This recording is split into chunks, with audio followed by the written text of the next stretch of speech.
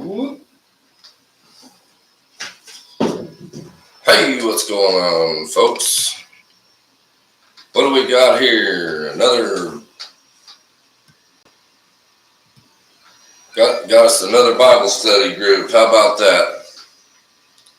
Well, I'm a little discombobulated this morning.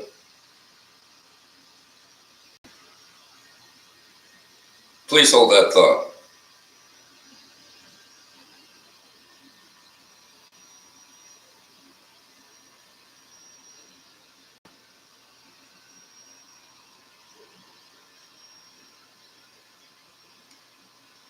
So, we're in Genesis today. We'll give this a couple minutes to warm up, maybe send out a couple invites. I'm not really in the mood this morning. I forgot. My Sabbath is on Saturday, so I did not know that one of our daughters likes to tune in to this Bible study, so I wanted to give her a shout out before I start doing anything else. Everybody can show her some love. Say hi to Miss Riley. Thanks for tuning in, kid. This is good for your soul. I love you. So pay attention.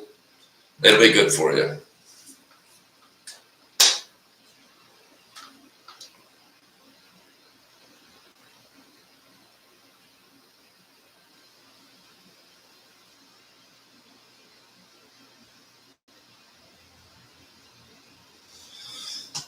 Oh man, there's so many things on my heart and mind this morning. This new administration not really would like to not have Bible study group be about politics. But you know what? I don't know how it couldn't be about politics, because almost everything that has to do with, why we do the things that we do is based off of, and good morning, Aunt Bonnie. Welcome back. She's one of our regular Bible thumpers. I don't even consider that a negative terminology, so if that offends somebody, I apologize, but to me, it really is a compliment. Almost all of our decisions are based out of some type of moral capacity or ethical standard, and my mind has just been going down these rabbit holes to no end. And actually, some of the sermons that my Aunt Bonnie sent me from this gal, I really enjoyed. I didn't have time to watch them all. But one of the things that I noticed is that they were talking about things that were very similar to what I'm talking about. And so evidently I'm not the only person that feels the way I do. And I really loosely use that term feels, because there's a lot of intuition that's involved in this, but there's a lot of fact that goes into this too, especially when we're talking about, what we are legally responsible for in all aspects of being a citizen and a part of this nation. And one of the things they were talking about, and I really hope to get to at one point, I kind of already been talking about it, is, how the nation, trying to move away from taking the Pledge of Allegiance, taking God out of school, taking prayer away from everything. The fact that the president had to pardon those people, a buddy of mine brought it to my attention last night. He had to pardon those people that were praying. If you remember, during COVID, they were praying outside some of those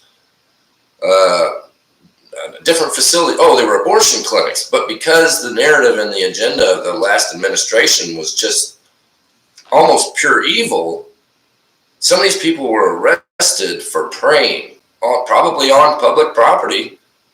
But the fact that they were arrested for praying is like, isn't that something that would have happened back by the Romans or something? It's like really weird to me, and it just reminds me that we have lost track of the concept that the nation belongs to God.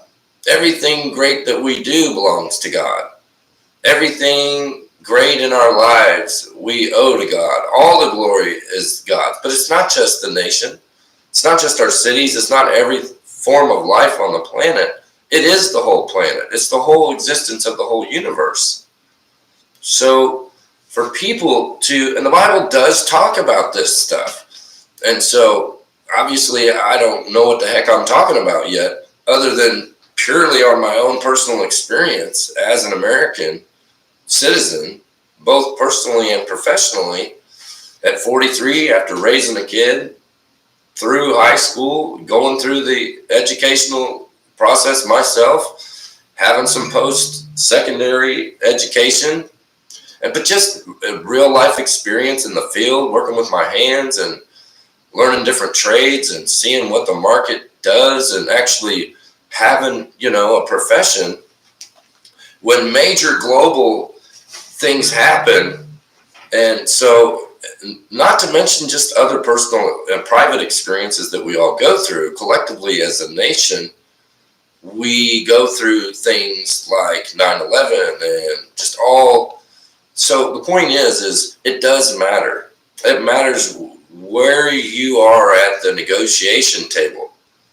But the point is you can't negotiate God out of the prioritization. That just, you know what I mean? And that's what the people have done or tried to do.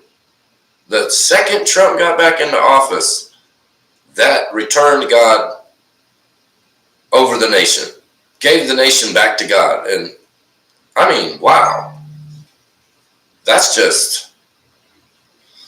That is just what I'm talking about, because my soul had just felt this anticipation of, I just feel like I felt Satan and God both more closely than ever before. The inner turmoil, that nauseating feeling that something bad has happened, about to happen, or happening all the time.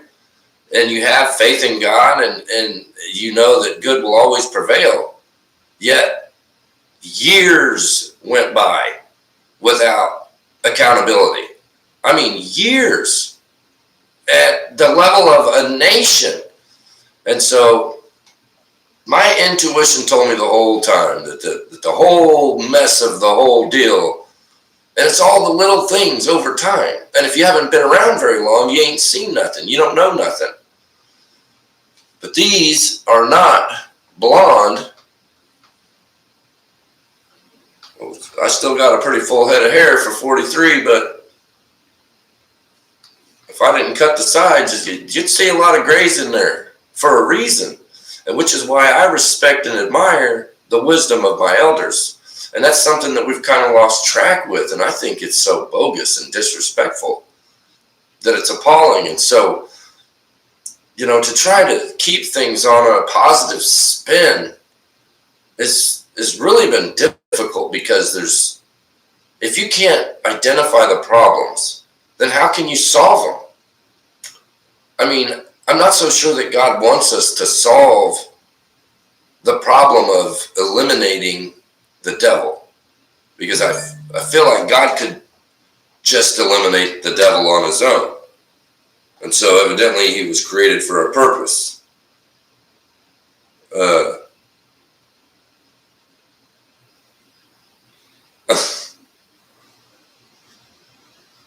Babe, the last video, I didn't put chapter 9 in the title, but we covered chapter 9. So that's why we're on chapter 10. That's my bad. I failed to put that in the title. I'm really glad you pointed that out, because it's something that I like to mention often, is what a failure I am at being perfect. I think that I also think I'm pretty bright and I'm pretty sharp, but I don't say that in a condescending, cocky, arrogant way. I say that in a proud way that God made me smart enough and bright enough to handle some of the deeper understandings, especially after I've prayed for the wisdom. But even though we pray for wisdom and patience and deliverance and all these things, we are still created imperfectly. And so, and I know I go on a lot of tangents, but to me, they all make sense. And I don't find them to be a negative thing. I do find them to be a form of deliverance. Anything that leads us out of the darkness into a place of light or into a place of something more transcendent. I mean, it's like you automatically step into the feeling of, this is home, this is where I'm supposed to be. And there's something to be said about the fact that it's lasted the test of time and influenced every aspect of our lives, which is a whole other thing. But I'm just pointing out, since you mentioned that, I will go back and edit that. I'm so retentive, I really probably will do that right now since I'm on the phone. Let's see, edit.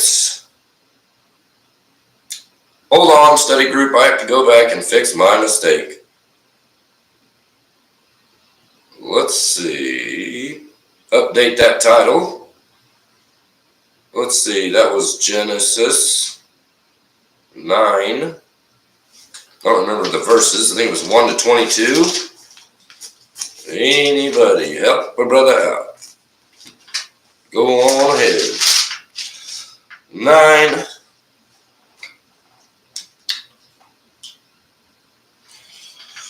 One through 28. And that's where they talked about Noah lived for 950 years. And it was actually a long video. Genesis 9. 1 through 28. Sorry about that. My mistake and my error has been isolated and resolved. We can move on now. Which I feel like that's helpful to have them in the title in case people are kind of, wanting to jump back to a certain section.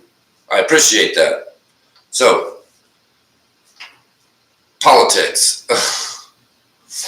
Well, it's Sunday morning. So we really didn't do a study group yesterday. Until someone changes my mind, Saturday's my Sabbath. I don't really have a take on that as far as I picked that. I just am choosing to follow my understanding of what the Bible says. So unless someone can explain to me the Bible, or maybe I'll get to the point where the New Testament suggests something differently, that's fine. But it's been such a long time since I've been, be deep in the Bible, if you know what I'm saying. So,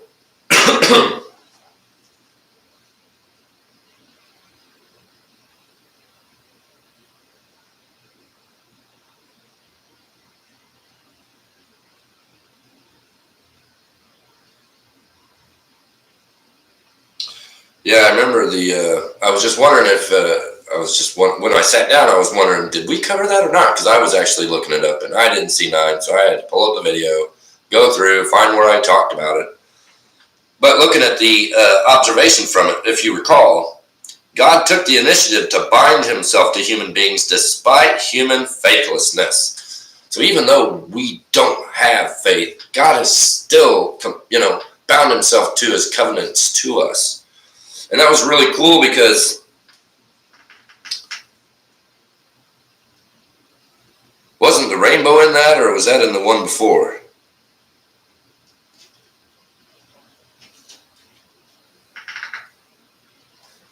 Verse 17. Then God said to Noah, yes, this rainbow is the sign of the covenant I am confirming with all the creatures on earth. Yeah, that was really neat. So, you better pay attention better next time, Missy. Let's see. Especially because you read ahead of me. Now that is what condescending looks like, just for the record. So, the politics here are really getting, I have to close my eyes and give it all to God. Because have you got in there? Has anybody got in there and tried to evaluate these things? The sheer volume of data, the sheer volume of information that's now available, omnipotent power, relatively, all the information known to all civilizations through all of history of mankind, conglomerately, all together, all that wisdom and education and information in the palm of every single person's hand. It's so much power and wisdom and education, and it's beyond people's biological comprehension. Humans weren't, and they say, we only use 10% of our brain. But what do they know? Especially if they only use 10% of their brain. How would they know how much of my brain I use if they only use 10% of theirs? You got to think about it. Actually, I had never thought about that, but now that I think about it, that makes a lot of sense.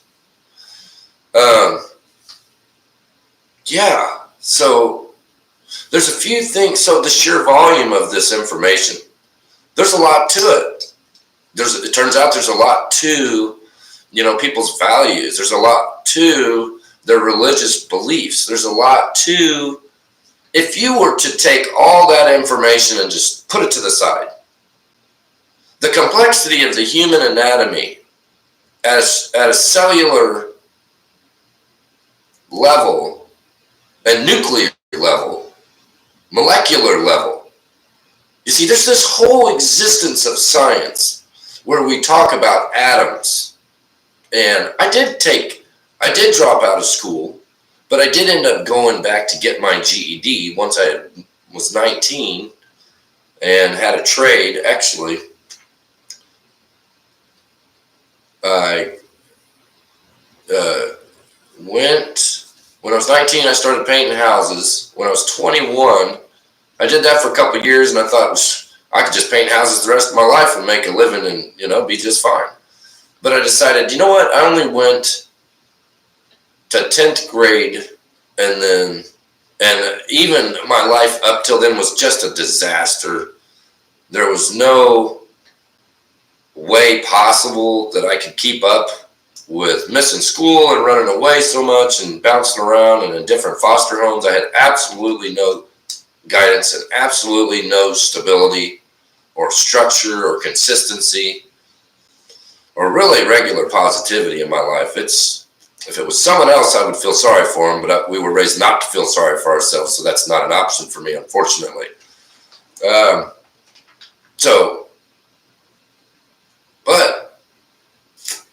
And what was I saying? Because I lost my train of thought. It's really difficult to talk for an indefinite amount of time and not lose track of where you were when there are no people actually there, or you're just talking to a computer, Talking about, what was I talking about? The covenants, the rainbow, people, politics. Oh, the sheer volume of data in the power of our hands. And so I got my GED, and then that was the whole point. That's part of why my testimony is so important. I actually ran away from home at 12 years old, went out, did whatever food jobs I could, had no type of direction, and just fumbled my way through trying to block out my childhood and teenage years until I stumbled across an opportunity when I was in jail. And this is an interesting story. That's what my plumbing system sounds like. Sometimes our daughter used to say a couple years ago, "Ships coming into the harbor," because our toilet goes. It's really funny, actually. Back to my story. That's my testimony. I really don't like talking about me, but only because people have been so insistent on some of the backstory. And to me personally, it is a little inspiring because it's it's my hope story. It's the only hope I had as a human being on the planet my intuition that, you know, my biology and DNA coding in the mitochondria, in the nucleus of every cell of my body, that code tells me all the information that I need to survive on and thrive on this planet. God created that. And so I want to make that point, because this isn't the complexity of the human analogy. That's not what I meant. Not analogy, anatomy. The complexity of the human anatomy and the physiology of it is kind of beyond human comprehension too. If you take anatomy and physiology, you will find several things. First, it's really comprehensive, usually, and generally comes with a lab. And it's usually going to be an amount of credit hours that's going to make you think twice about taking it. Most people are taking it who are looking into professional careers in the health industry. I was going for professional nursing. But let's back way up before we ever got to that, because that's when I was 27. When I was 19, I guess it was, which we can go back before that, but this is a major turning point for me. I was in jail, you know, staying with groups of people. Back then it seemed like apartments. A one-bedroom apartment could hold 50 people, and like 25 irregularly. And people just stayed at these places all the time. And so I probably was selling weed or had scales just to make sure that I was checking the weed I was buying from people to make sure they weren't ripping me off. And I wasn't even at this apartment one time. The police came looking for somebody else, and they started looking through my bag and found my pot, and they found my scales. And it was my birthday, and they were like, nope, can't give you a ticket, got to take you to jail. Long story short, the public city prosecutor, who I'm not very fond of, I can tell you that, she was trying to get me 51 days in jail because I just didn't have the money. It was pretty much a fine. And if I couldn't pay the fine, then I had to do the time. And so I had reached a point in my life where no matter what, you know, I just knew that you couldn't run from your problems anymore. I had ran away from home and had been running from problems since I was a child. And I had decided, you know what, I'm not doing that anymore. I'm going to stand up for myself, but to do the right thing, I'm going to invest in myself. You know, God created me good. Now I'm going to do something good with what God created. And so obviously I didn't make all the right decisions and found myself in really one mess after another all throughout. But at this point I said, you know what? I don't even care. I think it was, I found out that I had a kid, and that really changed my mentality on how I saw things, especially responsibility and accountability. So, and that's when I really discovered what a harsh world it is out there and how it applied to me as a man and as a father, a potential father. Because,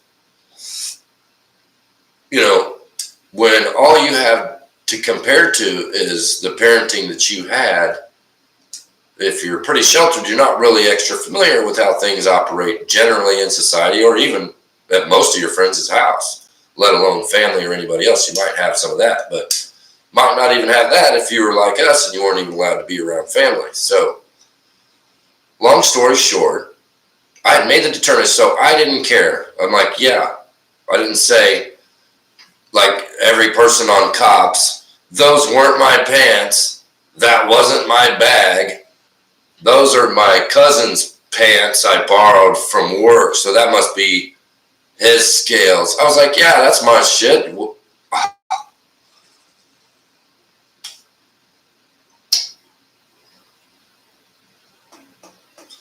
And I just cussed. That's so shameful. I feel really bad for doing that. I I got excited and passionate and it slipped. I did not mean to do that. God help me with all of this. I really don't stand a chance. I feel like minced meat. Like an individual means nothing. And if that's the case, then God's sacrifice of his individual son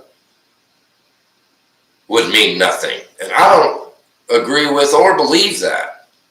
I think it's huge and it means everything. And it's the absolute basis for how we're going to get into heaven. So anyways, sorry for cussing, but I told the officers, yes, that's mine. I didn't say that's not mine. I said, yes, that's mine. You got a problem with it? They said, yeah, we do. We're going to take you to jail. I said, that's fine. It's my birthday. I'd rather you didn't do that.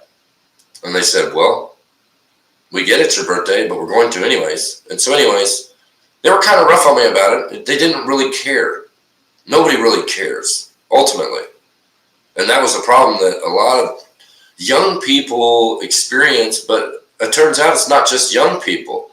There's a lot of people that feel like nobody cares. And a lot of that has to do with the public policy, because there's this concept of legitimacy and honoring God and honoring humanity that should really be a priority. And when we're not putting God first, we're putting ourselves first in line to God's wrath. And that's a real problem. So anyways, I knew at 17, 18, I think I was actually 17 when I got the ticket. But by the time I went to court, I think I was 19. And so, like I said, the prosecutor wanted to give me 51 days. And I was like, man, I need a public defender. This is ridiculous. I told you I'd done it. You know what I mean? I just didn't want to be on probation. I don't want to stop smoking weed for being honest with these people. I just wanted them to give me my licks and let me go about my business. I said, I'm not going to agree to terms that I don't believe in. I'm not going to give you the opportunity to put me in a position of dropping dirty, because I'm telling you up front that I'm not going to not smoke weed because you don't like it. And so that's why they pushed, because I was so vibrantly opinionated about my rights to decide for myself what I did with my body. It was my body, my choice, eh? It's funny how that works. Only one way, after the liberating movement, especially. But I found it liberating to just get to a point where I didn't feel like I had to lie about stuff, who I was, what I was running from. I didn't have to run from anything anymore. And it wasn't that I was looking for trouble. It was that I was just able to say, hey, you know what? Anything in my life that's going to be bad, from this point moving forward, that's going to be my responsibility. So yeah, I know what the law is. You said you don't like it. I did it anyways. Give me the charges, you know? I'll do the time, because I'm not going to change what I believe because you tell me to. And there's some serious implications about a lot of things there with standing up for what you believe in, making a change for the better, by making those changes, improving your life and everyone else's life in society. Even if you're not going along to get along. I think it's safe to say that we need people like that are unwavering about things like family, like God, like values, integrity, spirituality. I mean, these are, honesty, truth, evidential fact. The fact that there are any cases of circumstantial convictions for rape really bothers me. Now, I don't care who it bothers or not. Because the fact is, you should be able to prove that. If you weren't involved in it, and I don't want to attack anybody, but I do want to point out some things that cause some serious problems, like dressing like a hooker and walking down a dark alley. If that's where you find yourself, that's a problem that you have some responsibility in. And the reason I'm making this point is because just because I came from a bad environment doesn't mean that I had to make a conscious choice to still live that way. I knew that if I still hung out with street rats and people stealing cars and doing drugs and breaking the law, that no matter how good a person I was, I would be in legal trouble. And so anyways, I was like, you know what, up yours, give me the time, give me a public defender, and we agreed on 21 days, 3 weeks, all that trouble, just so you could, and I think because I was under 18 when I got the charges, I don't even care, to be honest, how that works. But the point is, I haven't shared this story with very many people, but when I was in jail, I did quit smoking for that 3 weeks.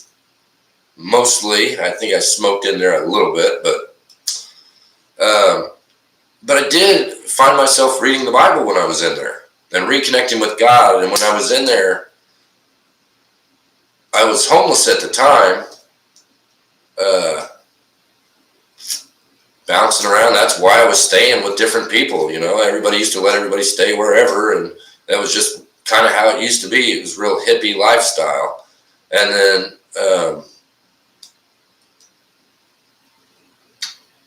I didn't have a clue what I was going to do when I got out. I didn't know.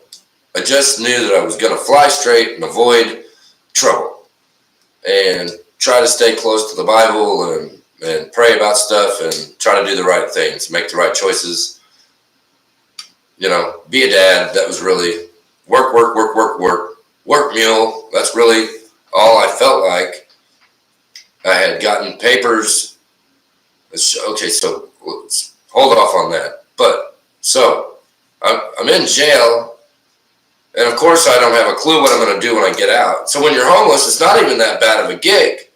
And if you actually are a good boy, they'll let you be a trustee, and you get extra pairs of drawers and extra food, and you can work in the kitchen, and they'll give you a job. And I'm like, oh, this is really not bad, because I can make myself cinnamon French toast in the kitchen as a cook. And, you know, before I came in here, I didn't even have a place to stay.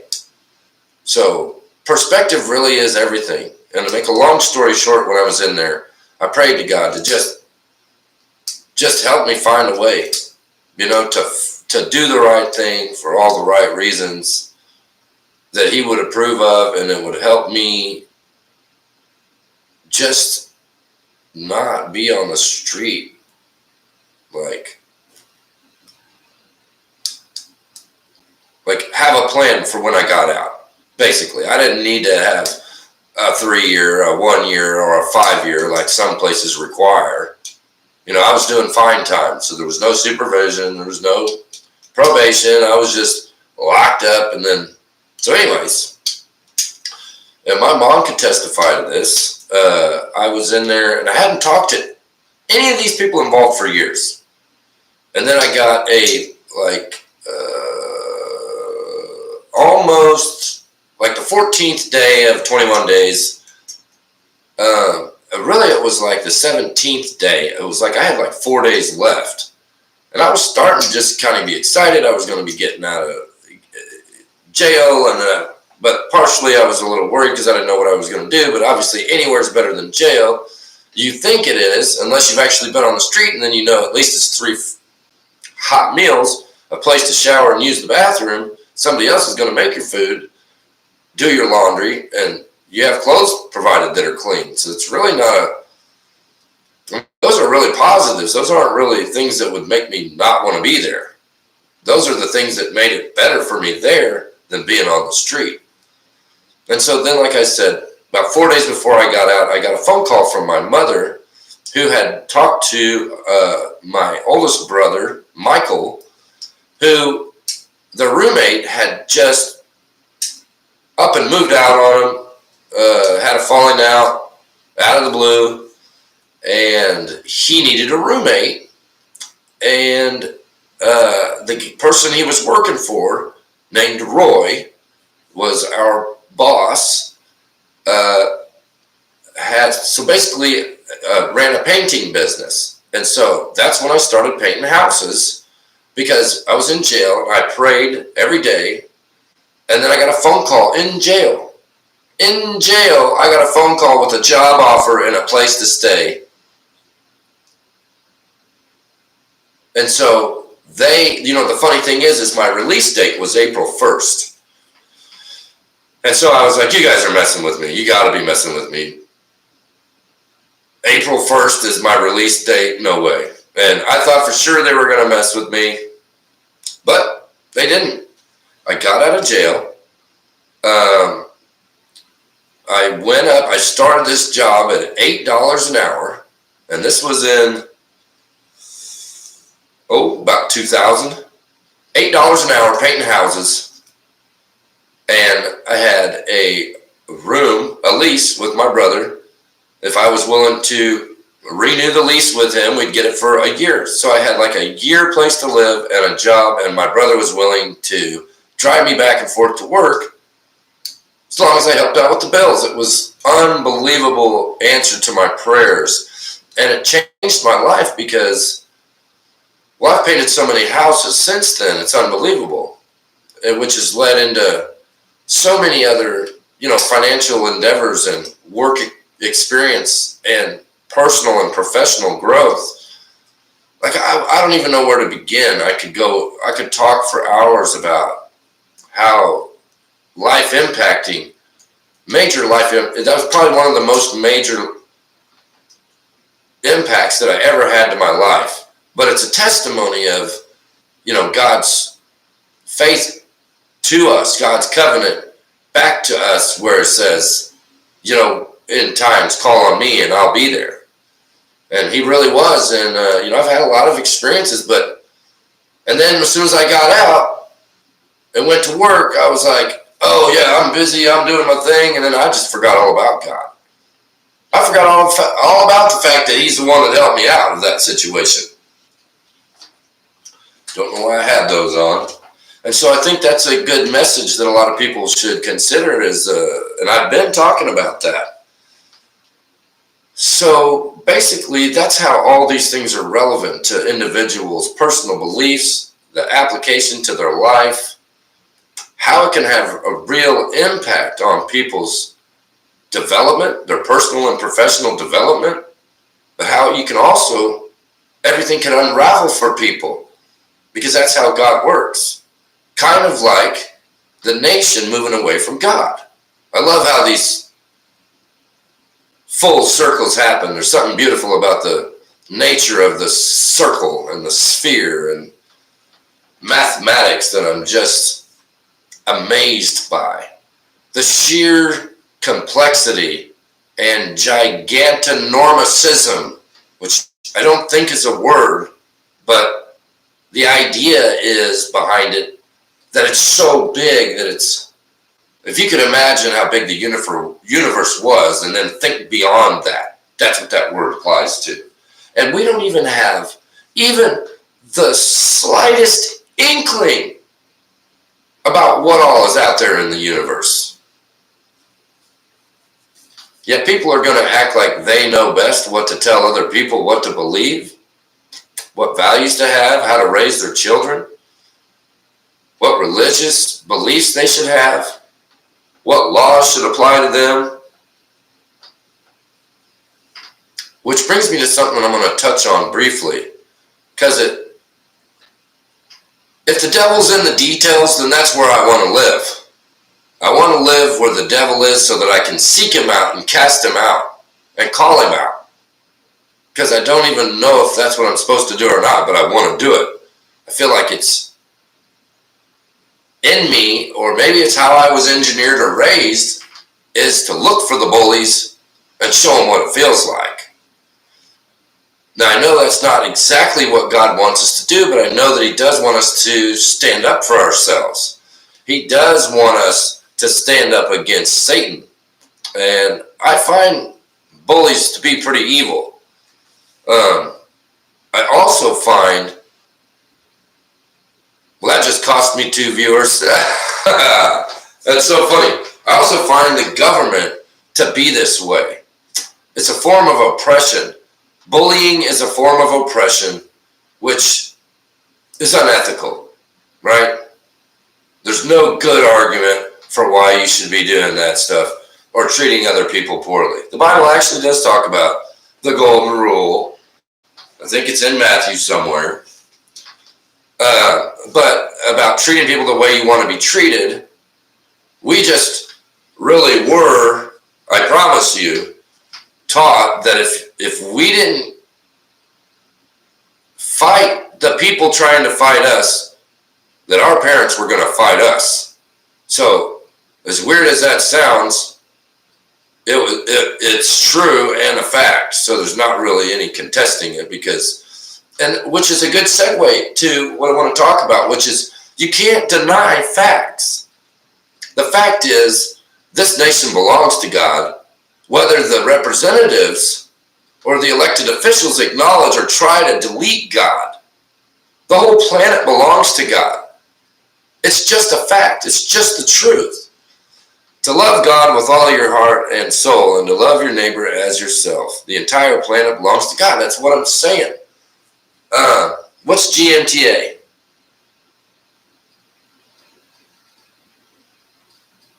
GMTA. Good morning, TA. Great minds think alike. Oh yeah, I should have known that because we do that. That's what I'm saying. I've really kind of gone into a fog because, like, I didn't realize how deep the rabbit hole was going to go. I thought it was going to be really self-explanatory. I'm just going to read through the Bible. Trump's just going to come into office, fix everything, and it's just going to be willy-nilly. I didn't realize that it was going to get worse before it got better. And that's what I feel like's going on, and there's a lot of opposition. When you have this much opposition to Trump, that means we have this much opposition to, the facts, safety, and God. So those are all deep concepts to try to unpack. They're not just willy-nilly. It's not something that you can cover in a 30-minute discussion about the Bible or an hour discussion about politics. I just got a news notification, and I bet you it has something to do with something like this.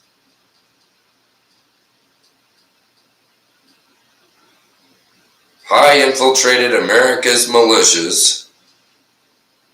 Like, I don't even know where to start.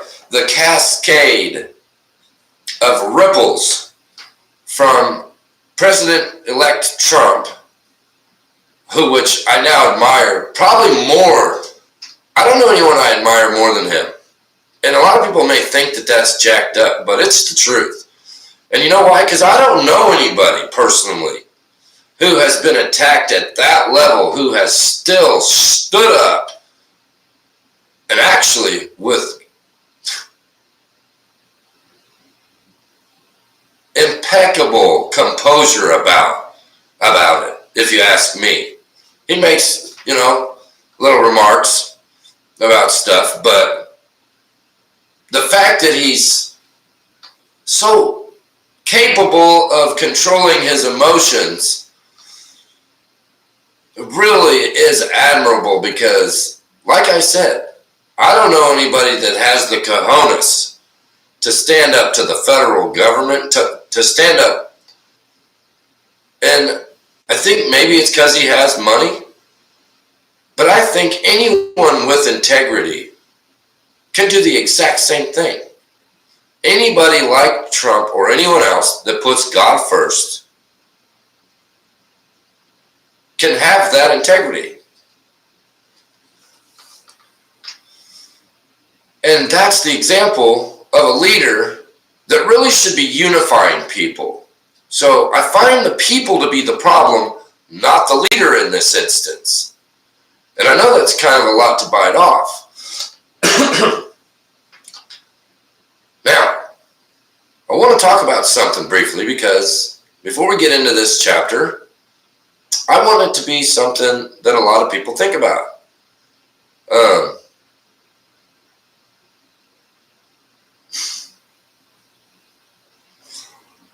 I know we should normally start off with a prayer. I should probably do that before we have any serious discussions or non-serious discussions or biblical discussions. So, oh, hey, it's our pastor that married us. Oh, she's sending us a study group, probably. Oh, this story is no longer available. Huh. I should send her this study group, really. She kind of pushes back a lot. She's from a different background, and the thing is we're all from different backgrounds. You know what I mean? There's so many of us. Obviously, we got to find the common ground. Doing Bible study group.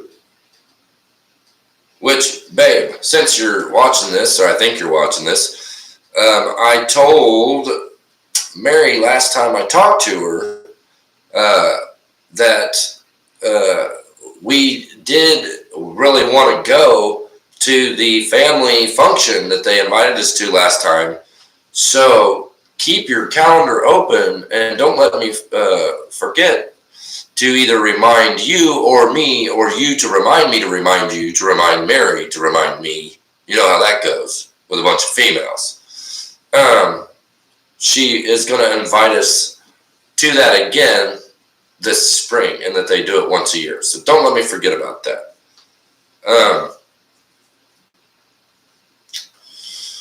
Oh, there's so much to this, but yeah, now I'm in a real fog. And so maybe that's something that I'm going to be praying for, is some clarity. I feel like I pray for all this all the time, and then I have these moments where I think, and my wife can testify to this, like I'll take the Sabbath and then I won't do a study group, and then we kind of have some other problems that come in. But when I start my day and do the study group, it's like the whole rest of the day is beautiful and perfect, even if in its imperfections. But I noticed on the day that we didn't have study group, I started kind of just delving deeper and deeper into the rabbit holes, and then I was kind of hopping around into some sermons and hopping over to trying to catch up, and then really trying to dive deep so that I wasn't missing anything, and then I was just trying to catch up, and then all of a sudden, yeah, thanks, remind me. And then I was like, just getting overwhelmed, you know what I mean? And so, really importantly, I want to say thank you to my beautiful wife, who has not missed a beat doing what, you know, having my coffee ready for me, having meals ready for me and the kids, taking care of the laundry. I know that these aren't even really her jobs, but she deserves more than a ton of credit for doing it with a smile. And I just could never say how much I really, truly, deeply love and adore and appreciate that woman. So I thank God every day that she don't make me mad that she's my wife. I love you, babe. God knows I love that woman. So, yeah, I mess up all the time, but she don't. She really don't. She has done an excellent job, and you know, she deserves a lot of credit for that. So yeah, good job, babe. And I need to remind the kids to say, I do try to remind the kids to to thank their mom and help their mom and stuff like that. But I should do that too more. We should all try to help each other more and be more considerate and appreciative of each other. And I think that a lot of our problems would probably not even be problems, you know? And really, since we've gotten into the Bible study group, our problems have been much fewer. So hold on just a second, because I haven't even had a chance to blast this group out to a few people, just in case they do want to tune in for the actual study part. My hubby can help you out. He's very fair. I don't know what that is. Let's see. Let's share this to X. I'm not even really a big Xer. You know what? I mean, because really, once you're an X, who cares? Let's see. We'll just post that. Is it posted? Something went wrong. Let's try it again. Your post was sent. You know what I find funny? That we must be doing such a great job at praying for everybody that nobody needs to ask for anything in particular. Because we haven't really had any prayer requests. Please hold. How about that digression of customer service in this country the last 20 years? Whoa. What would Jesus do?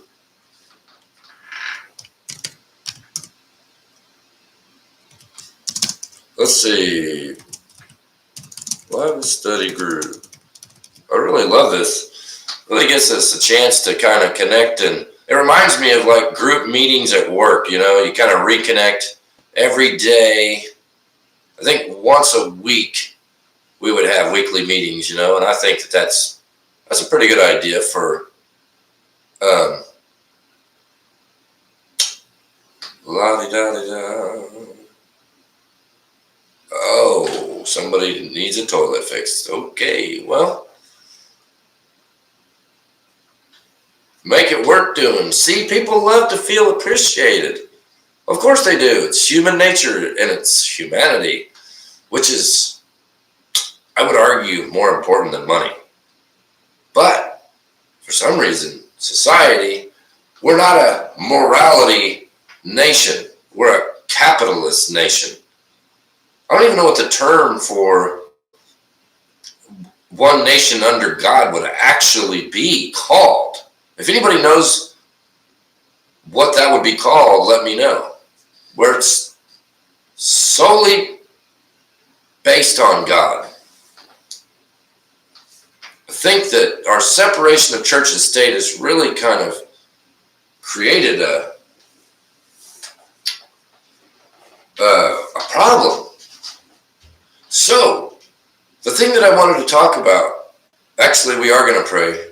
I don't have my ukulele. I could use some more coffee. I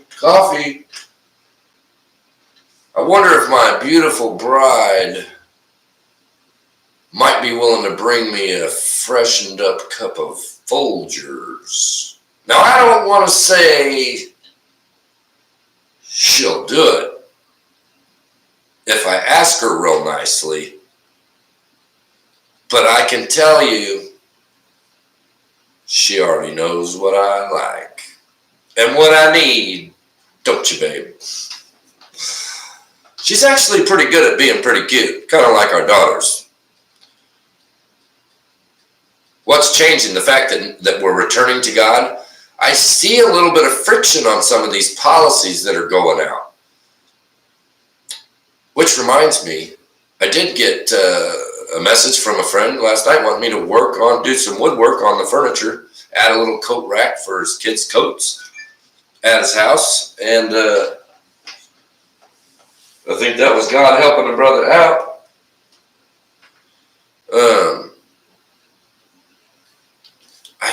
I think I'm going over to check that today at like noon, or maybe to just go do it. I don't know. That's what I was saying. I'm so fogged and bogged that I don't even know. That's why I have to do these studies every day. I got to come to God and give everything to God and let him know, hey, this is everything I got. You know, this is our, what do you call that? Addendum? It's like, keep track of the minutes, God. This is what I got on the table. These are my concerns. These are my responsibilities. These are the things you want me to do. This is how I want to get it done. This is what I don't know. This is what I need your help with. All those things. Staying connected in your walk with faith and putting action to it is where I think I'm making the connection between participating in a system. I feel like we have now two separate systems, whereas when I was younger, it was one nation under God. And now we have been divided into USA and into, the system of my religious beliefs. They're separated now. They're no longer like this. And we're not one nation under God. And that really compels me to say, well, now I have to pick sides. Now it's us and them. And that's just not unifying. The difference that people should be making here, the implication of this that people should be getting from this is that moving away from God causes division. It causes a scenario of us versus them. It creates an environment of you're in this system or you're in this system.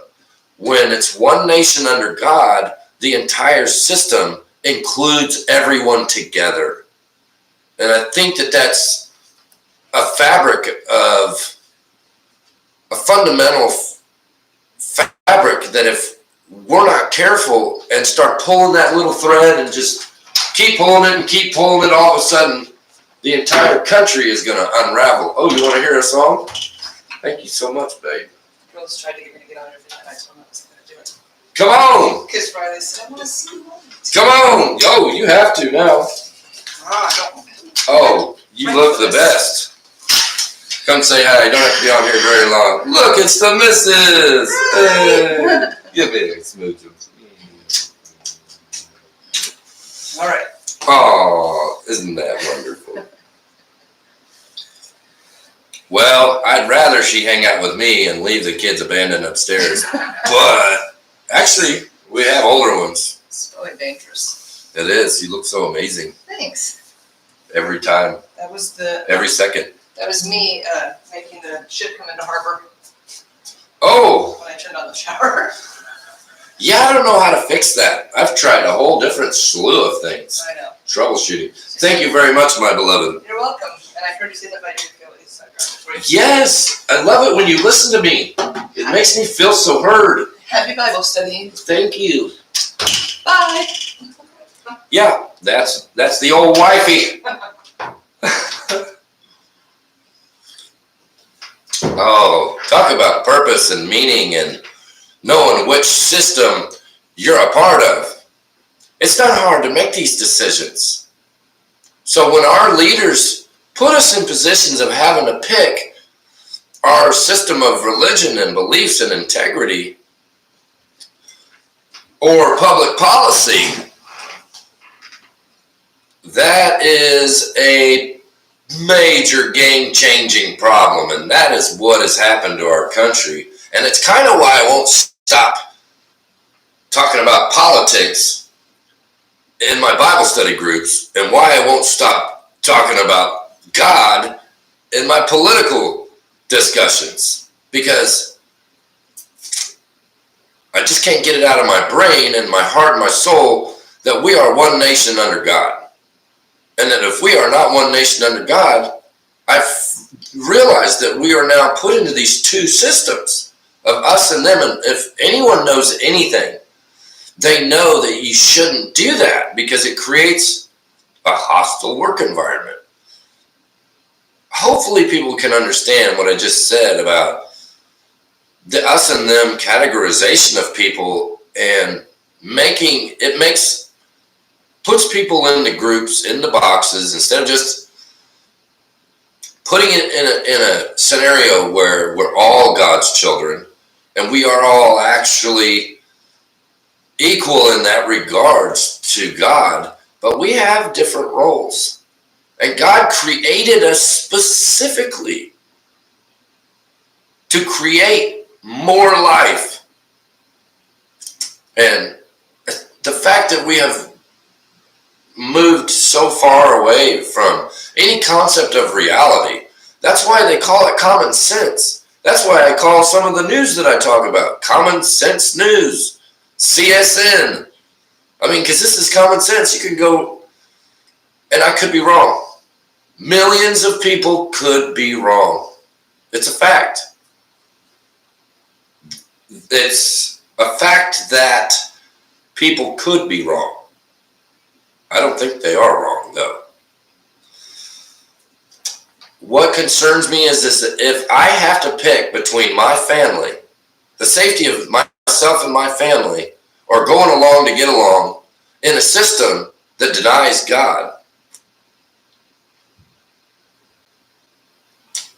where would the government get the ethical authority for me to consider them legitimate? Why would I give consent to a government who doesn't put God first? Who doesn't give me the opportunity of putting my God-given rights before anything anyone else could lay out on the table? Which, it sounds like we're just jumping right into discussion, but I haven't actually brought up the topic that I wanted to talk about, nor have we jumped in to chapter 10. But I'm so glad that you got to see the wifey, because ain't she a sparkle? She's one sparkle and bedazzle after another, I tell you what. That's my special lady there. She's my baby cakes. That's legit too. It's too legit to quit. Do you remember that? Too legit to quit. Whoa. You know, all these kids talking about how old we are and stuff.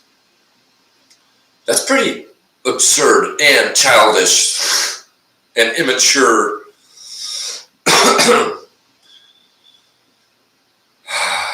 The sad truth is there's some accuracy to that. If you have kids that have graduated high school, if you ain't old yet, you are on the brim. You are on the brink. You know what I'm saying? But we live, there's such a difference in ages. We used to live for so much longer. Not we, but humans. And then they docked us down to 120 years. From this point forward, no more than 120 years. So I wonder how long it's been since we've actually seen somebody or have a documented record of anybody that did live over 100 years or 120 years. It's really odd that there's these infallibles, that there's no way to detest some of these truths. Like, we have now created an environment where if somebody were to question something, they don't even have to have any scientific foundational supporting evidence. Kind of like I was referring to in the rape cases. Now, whether it's abortion or it's just a criminal prosecution, understand that my take is they should be castrated and executed.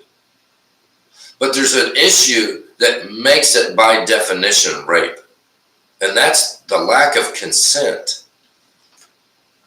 Now, my opinion, to make it prosecutable or to hold somebody accountable, both the victim has to be held to some account. The fact that we're not pointing a finger at this or directly acknowledging this is an absurdity. We're not justifying rape. We're justifying the responsibility of having to do something about it. Because you can't just say, 20 years ago, I got date raped by Bill Cosby. To me, that's foul. And he may have even done it. But I think the women were actually looking for a party. I think they were looking for, and I'm not saying that every person that's raped or that any person that's raped deserves, to be raped. What I'm saying is, if you're going to say somebody raped you, then you have to go get a freaking forensic test done so that they can prove who done it and they can hold them accountable, and we can stop having this idea that rape culture is out there that's just going unattended to. Because if it is, it's some of the responsibility. We have to understand the bigger concepts of this country, which is that the police are a reactionary response to crime that has been committed. So if you want to hold somebody accountable, the way the rule of law works is that you should have to have, I would suggest in this particular case, forensic, absolute, indisputable evidence against somebody to actually ruin their reputation, which is a great segue to what I want to talk about. Consent is a big, important thing to me. If consent is absolutely important to you, then put that in the comments. Say, consent matters. I'll wait.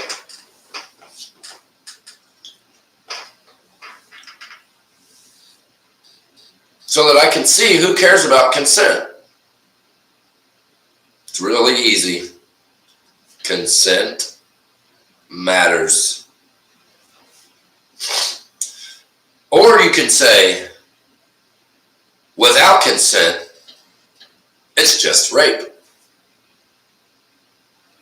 So we get into some real gray areas with some of these topics, and I don't think that that's fair, especially in a us-them categorization. I think people's reputations used to matter. Used to be the only thing people had was their reputations. And so I don't find it appropriate to be able to use this thing called cancel culture just because you don't like somebody's religious beliefs. And I'll give you an example of why I think that. I made a comment on Facebook about how I thought that the drag queens needed to keep their shows out of the public schools and away from young children. That's just my opinion. My religious beliefs, I don't even know how or why. I just feel like it sexualizes children to some degree and exposes them, especially to some of the things they wear and things they say and do. And I don't mean to put them in a separate group, but what I can tell you is that I don't want it around my kid, and I should be able to have that prerogative. When I said that publicly, somebody looked at who my employer was, and they decided to call the school I worked at and said publicly, we've called your school an employer, there's no way you're going to still be able to keep your job. And it's like, wow, there should be some justice for either that person doing that and trying to ruin my reputation, or for the school actually not running our program that fall or that spring because of some jerkwad that called in. And they did end up not running. It was a drone class I was teaching, a course that I started here in the Kansas City area that was at Fort Osage Career and Technology Center. And it was a class to prep everybody that took the class on all the information and federal regulations, which is the fine details on what they would need to study and take and pass their Part 107 Certified Remote Pilot Aeronautical Exam, which is, I don't know, I think it's cool. And everybody that runs a business capturing any data with drones has to have that. And they're commercial and residential, and you have to be vetted by the TSA and the FBI. You're not getting it if you have any kind of a background. And so that's things that you need to consider. But the point is, because someone didn't like my religious beliefs, which is we don't sexualize children at all. We don't put kids around. I mean, am I the only one that knows that we have had ratings on music, movies, CDs, I mean, everything for the sake of children. And now all of a sudden we don't. Because these things are in school or because they're family, it's okay. Now, it is hard to say what people can do in their personal house. But some of these people and some of these teachers are promoting this stuff in public schools. And so at some point, people had to start drawing a hard line. And that's where parents started going to the school board meetings and demanding that these school board administrators and council members fessed up to what they were approving and not approving type of content, material, and policies that related to their children. It wasn't even the children of the school boards. It became a situation where parents no longer had the authority over their children, but the public schools and the U.S. government did. And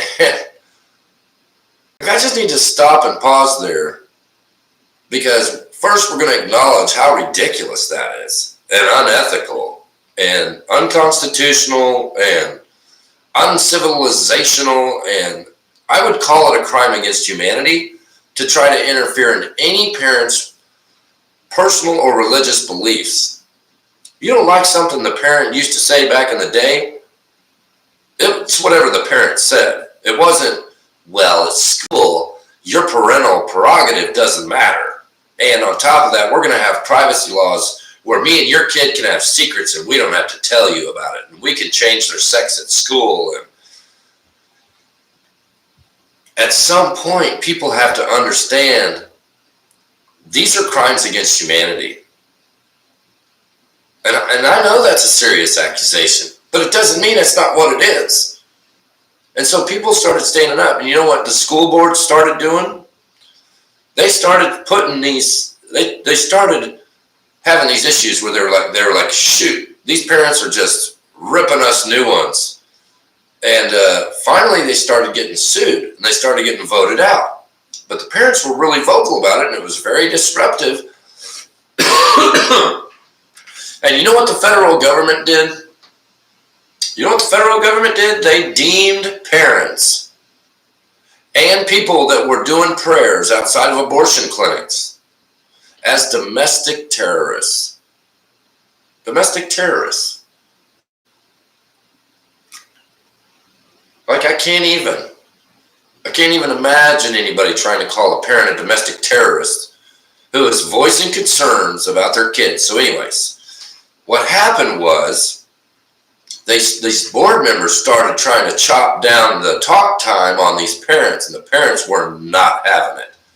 This is where the rubber meets the road, people, is when you start digging in and you start messing with human biology. When you start messing with interfering in parental control and authority and influence, wow. Like, I have to ask everybody watching this video, do you understand the impact and severity and consequences of those implications? Like, I want to hear some answers. You know what I'm saying? I want some feedback.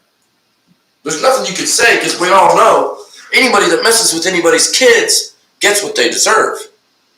And there ain't no rules about, you can make all the rules you want. But if you're talking about messing with somebody's kids, all rationale and common sense goes out the freaking window. All laws go out the window. I can tell you right now, I don't give a hot D about the laws. If I find my kid in an unsafe situation, or even a potential unsafe situation, you ain't gonna stop me from doing something about it. You know what I'm saying?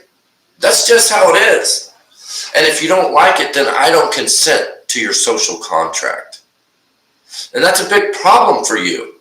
And I mentioned this to my wife earlier because the social contract is a big issue. It's a huge issue that we all want to live in this nation together. But if we are divided, united we stand, divided we fall. That's not something that is just said as something that can just be ignored. It's a fact. United we stand is the wheels to our faith.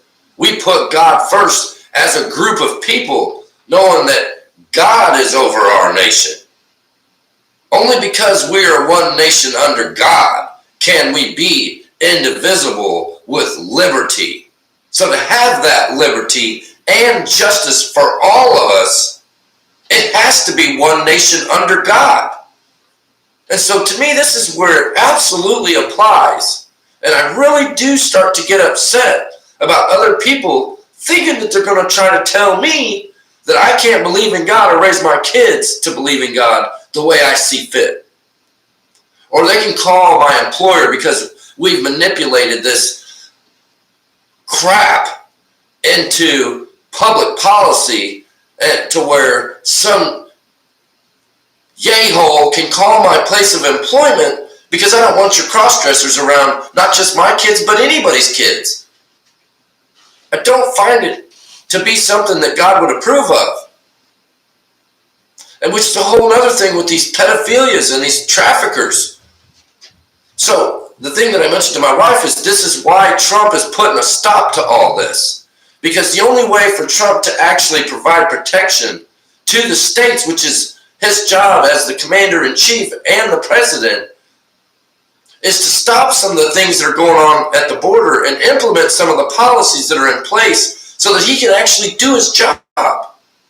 Like, require the health history and credentials and records of anybody coming into the country. Like, at the door, I need to see your health records. Shows if you've got any history or outstanding anything. If you're coming here illegally or with diseases or potential health issues that are at a risk for the public, no, you don't get to come in, fly you over to New York, send you over to one of these sanctuary cities. No, you're not allowed to stay in here while you figure it out, while we have to have the burden of figuring it out. And then the taxpayers are paying for the government to actually not do their job. Well, then I want to renegotiate the terms of our social contract. And some people don't like that. Some people can't acknowledge the truth. Some people refuse to let God be a part of their life or a part of this world. But the fact is, it's all God's money. It's all God's planet. It's all God's nation. And if we don't give the nation to God, then we are the alternative and we are susceptible to the wrath of God. And I'm not saying that like I'm preaching at people. I'm telling you from a place as a parent and an American that grew up in America. As a little boy, went through education, had my own experiences, but I learned these things on my own through prayer and through my own walk with God on my own. I didn't need somebody else to tell me what to do or how to think or how to feel. God showed me everything I need to know. He's explained all of this to all of us. So there's really no argument to be had. There's really not a debate that has good standing or good merit. Because there really can only be two options. And that's one nation under God or divided we stand. United we stand, divided we fall. So where does that leave us?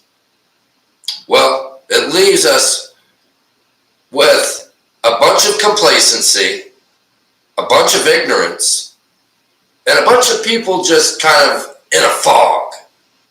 Because we're so overwhelmed by the sheer amount of busyness that our government keeps us in this little hamster wheel. Hamster don't have time to realize that it's dehydrating. It's just made to run. You notice those videos from Auschwitz and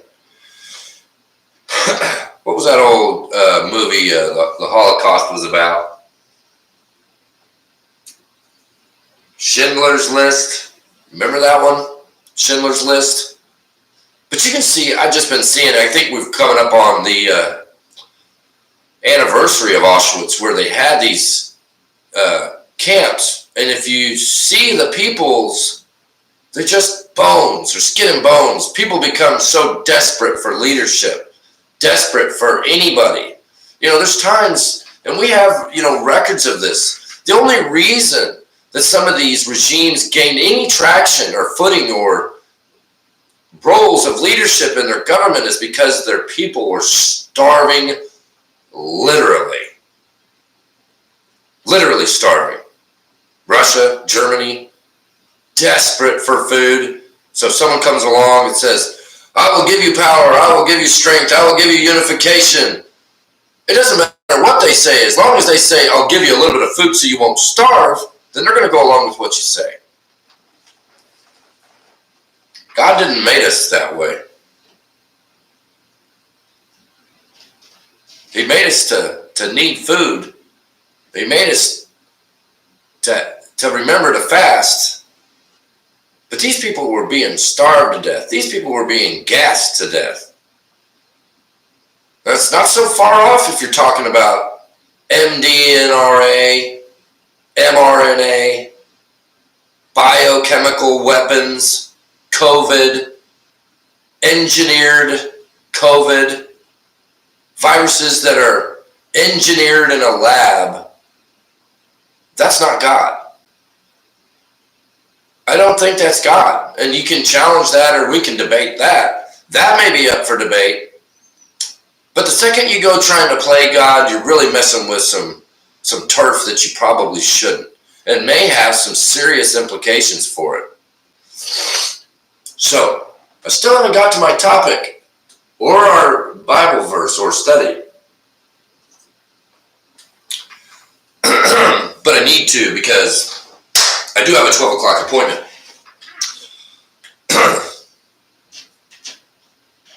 Heavenly Father, thank you for this study group once again. I feel your presence when two or more of us are coming together in your name and in your worship. It's really inspiring to see all the wisdom and the miracles that are happening every single day in our lives.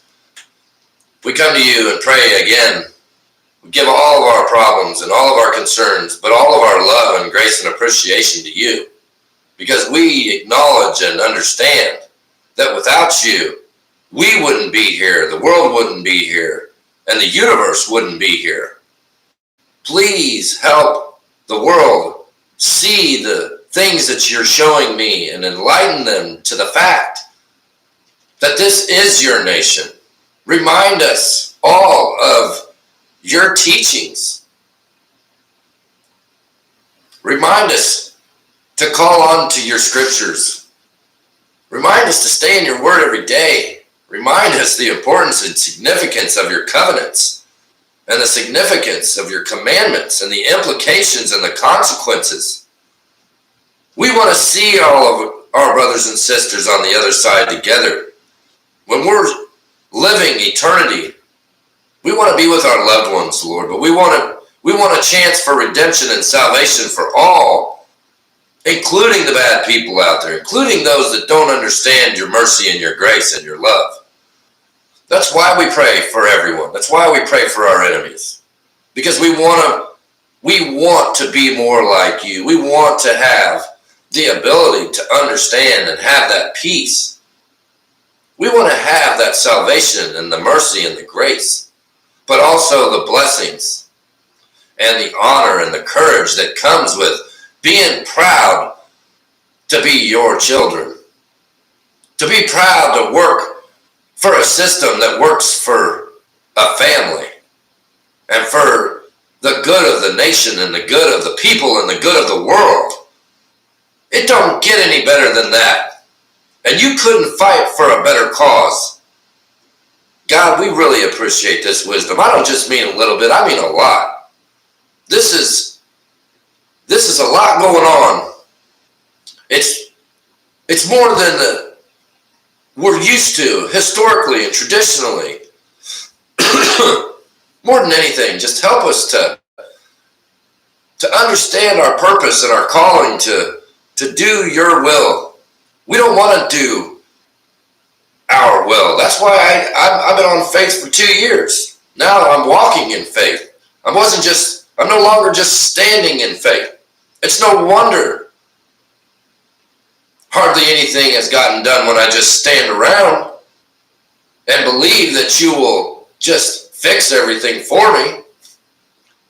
Thank you for the wisdom and understanding and for some more patience every day of growing, walking with you and teaching me how to be a better father and how to be a better husband and how to be a better brother and a better nephew and a better grandfather and grandson, and as imperfect of a failure as I will always be and always fall short of your glory. Thank you for reminding me to give all the glory and all the blessings that I and everyone on this planet have back to you, because, well, we owe it all to you, because it's only because of you that we have it all. And that's an important thing I want to thank you for, for reminding me that, by giving me a family and this opportunity to have this study group, you're giving me a chance to share your message about the most meaningful purpose in my life and to tell my story and how it applies to our government and our public policy and humanity. I really feel moved and honored to be doing your will. Lord, look over us. You are our protector. Give us our daily bread. Watch out for those that trespass against us. Look out for all of your children, but most especially the innocent. My heart weighs so heavy on some of these concepts like human trafficking and bad things happening, like mutilation to children, and I just can't imagine the horrific actions of some of the wickedness in this world that I can't even wrap my mind around what it could be like to even commit such heinous acts. Let our will be your will. Help us understand some of these politics and the reasons we're seeing some of the things in our nation. Most importantly, God, help us bring the nation and the world and your people and your children back to serving your will, back to acknowledging that all the glory is yours. All the kingdom is yours forever. In Jesus' holy name we pray and give thanks and all the glory to God. Through Jesus' name, amen. Wow. Yeah, so that pretty much says what I'm trying to say. Except, now we can reflect and see what we think. So yeah, there's a lot of things that we don't understand. There's a lot going on that we're not going to be able to solve at the end of identifying the problem. There's nothing wrong with identifying problems without solutions, as long as you're willing to put it on the agenda. But to absolutely ignore the problems that are exact references made by God himself, that's a problem. We can't have that. We really can't have a nation that's divided on whether or not we put God first. And I know that sounds like a little bit of oppression of religious practices, but, well, look at what the alternative is. So, I'll tell you what my concern is with the whole situation and how it applies. So we basically have a social contract. It isn't a physical contract, but it's an agreement between people who are born in America and the government. And so, like I said about Trump wanting to fulfill his end of the bargain by being able to do his job, he wants there to be a rule of law that the people need to abide by. Well, in order for the people to honor their part of the agreement, it's only fair that they say, hey, you're not even protecting our borders. And so Trump says, okay, well, I'll fix that. He went in day one. Then the first 100 hours is going to be a historical mega historical event in history. You see, we grew up in a different time. We watched the advancement. This is technology, okay? We'll show you. This is technology. Actually, it started like here. This is in the 80s, technology, and then the 90s, the 2000s. This is humanity. We're building, we're growing, we're loving it. We leveled off, and then we just fell off. Because humanity doesn't keep up to the rate of technological evolution. God did not make us that way. That's why we have a disconnect between the continued expansion and growth and profitability and this entitlement of money and profit over humanity. That's why customer service has gone out the window. That's why treating each other with the golden rule has gone out the window. That's why the whole system is unraveling. Might as well just take a piece of the flag behind me and a piece of string and just start pulling. You want to undo humanity for a nation or for the world? Then do that. Grab the first thread you can find on that flag and just start pulling it.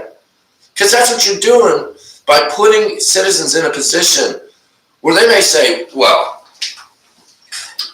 now if you move away from God, well, I want to renegotiate the terms of the social contract. And for starters, I'd like to just analyze real quick. I think it's so important. The last year or two has really made me understand things at a different level. Like, we have to be able to establish common ground. So what's a contract? A contract is something that's legally binding. It's something that physically exists. If it doesn't physically exist, there isn't informed consent, and there isn't the ability to say no and negotiate the terms and an actual free will, not through coercion, to enter into an agreed upon legally binding contract. If you don't have those key factors, you don't have an agreement, you don't have a contract, you don't have a legitimate government, you don't have an ethical authority to create a rule of law and then oppress the people with your rule of law. You don't have a right at all to call yourselves a legitimate democracy if the fundamental foundation of a democracy is that the government can only be considered legitimate with the explicit consent of every single person who is governed by that social contract. And I know this concept really blows everybody's mind, that we don't have one or that we have this understanding, but my thing is, we don't have an understanding, and that's a problem. I don't have an understanding of when kids enter into this social contract. I've heard that it's when people are born, it's when they become a citizen, it's when they turn 18, it's when they decide to vote. It turns out there's nothing explicitly put into writing. Turns out there is no contract. Turns out that nobody had the option to say no. Turns out nobody can identify what the terms are of this contract. Some people think that it has to do with, some people are completely unaware that we as Americans, based off of the Declaration of Independence, been listening while making banana pancakes. Well, that's fantabulous. What was I saying? It all makes sense to me. You can't have a social contract if you can't identify key factors to it. Oh yeah. So this contract. So, it's well understood that we are already obligated to the laws. Now follow me here. To be obligated to the laws, first you have to have an ethical authority. You have to give somebody the opportunity to say no, to have all the information of the negotiation, and the free will to say no, but you have a right to negotiate. The government may say, well, these are what we offer, and you may say, well, that's great, but here's my counter offer. And so this is where the discrepancy is. If it's on citizenship, then you're born, entered into a social contract as a minor, which we all know isn't legally binding, because you can't enter into any legally binding contract underage. And so is it 18? Because if that's the case, so what about the people that don't vote? Does that mean that they're not obligated to the laws? I mean, these are really significant deal-breaking issues that is in fact where the devil's in the details, and it absolutely matters that people do not focus on getting upset about the issue. What matters is that people acknowledge that there's an issue first, and that we've had the wool pulled over our eyes and coerced into believing that we are legally bound to a contract, theoretically, and the terms, without being informed and without having the free will to actually agree to giving informed consent to this social contract that is completely theoretical. So now I have a ton of ethical issues with this entire situation. You see, the Bible spells out for me what my walk in faith is supposed to look like. Now, I'm willing to participate in a government that has one nation under God. I'm not willing to participate in a government that doesn't stand for those values, that doesn't keep my religious interests protected, that doesn't keep my civil rights protected. When the government starts doing the things they've done for the last 4 years, I'm no longer obligated to consent. And so, like I said, I have so many deep issues, ethical issues with this concept, and I want to have a continued dialogue on it until it's resolved. Because the way it is now, there is no contract. Without a contract, you're not legally bound. And without consent, informed consent of the governed, you're not a legitimate democracy. And a lot of people think, well, that's just impractical. Well, they probably thought that about the census too, but we track those records, don't we? And I'm just saying, these are real problems. And it's a problem that our country didn't used to have to address because, well, we didn't have all that power in the palm of our hands.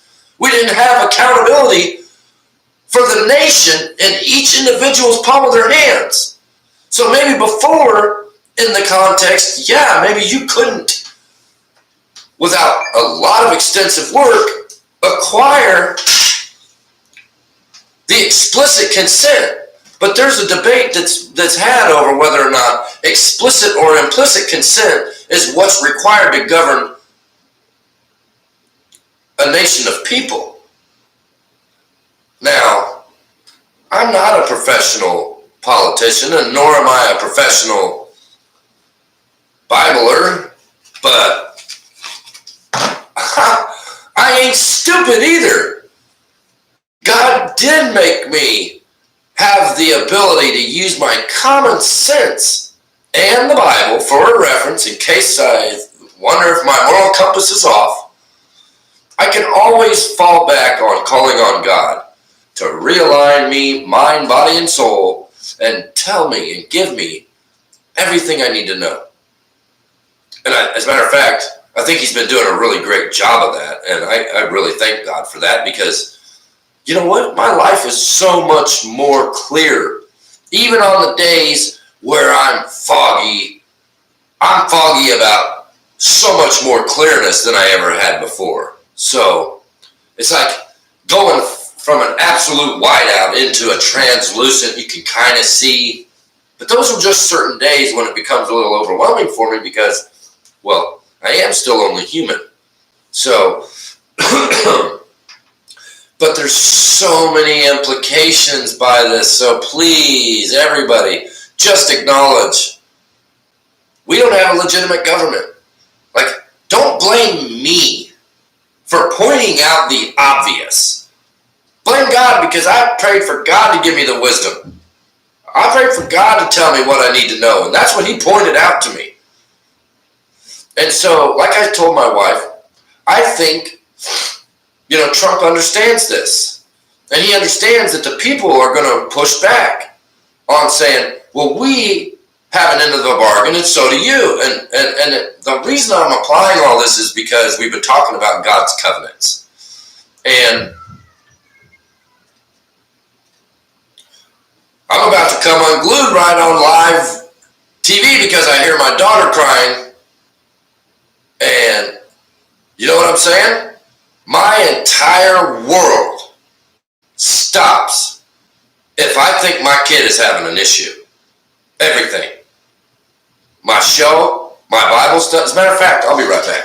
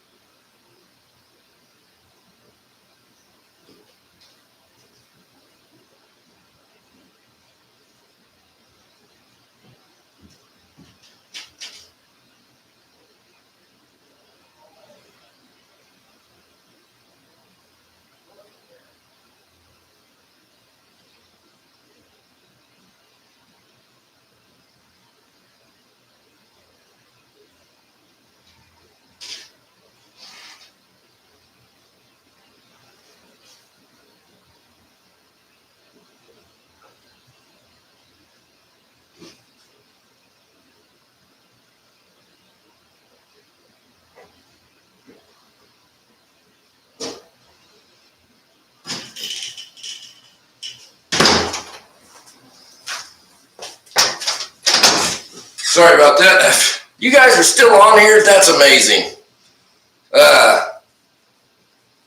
What's this say here? The contract, I think you are referring to the birth certificate traded on stock exchange. I don't know if birth certificates are traded on the stock exchange. What I'm suggesting is we can't identify where this social contract is agreed upon, enacted. We don't know if it's through a birth certificate. We don't know if it's through becoming of age. We don't know if it's initiating your part of acting out your vote. We can't identify anything. Well, where I'm from, we call that bullshit, right? And if it's one thing I know when I see it, it's bullshit. Just like when my daughter just made some noise up there, I don't care about this study group. I don't care about the president. I don't care about God. I don't care about anything.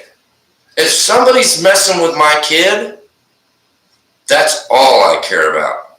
And it's a real good analogy, because when you go messing with taking God away from the leadership over the nation, you're messing with the parents.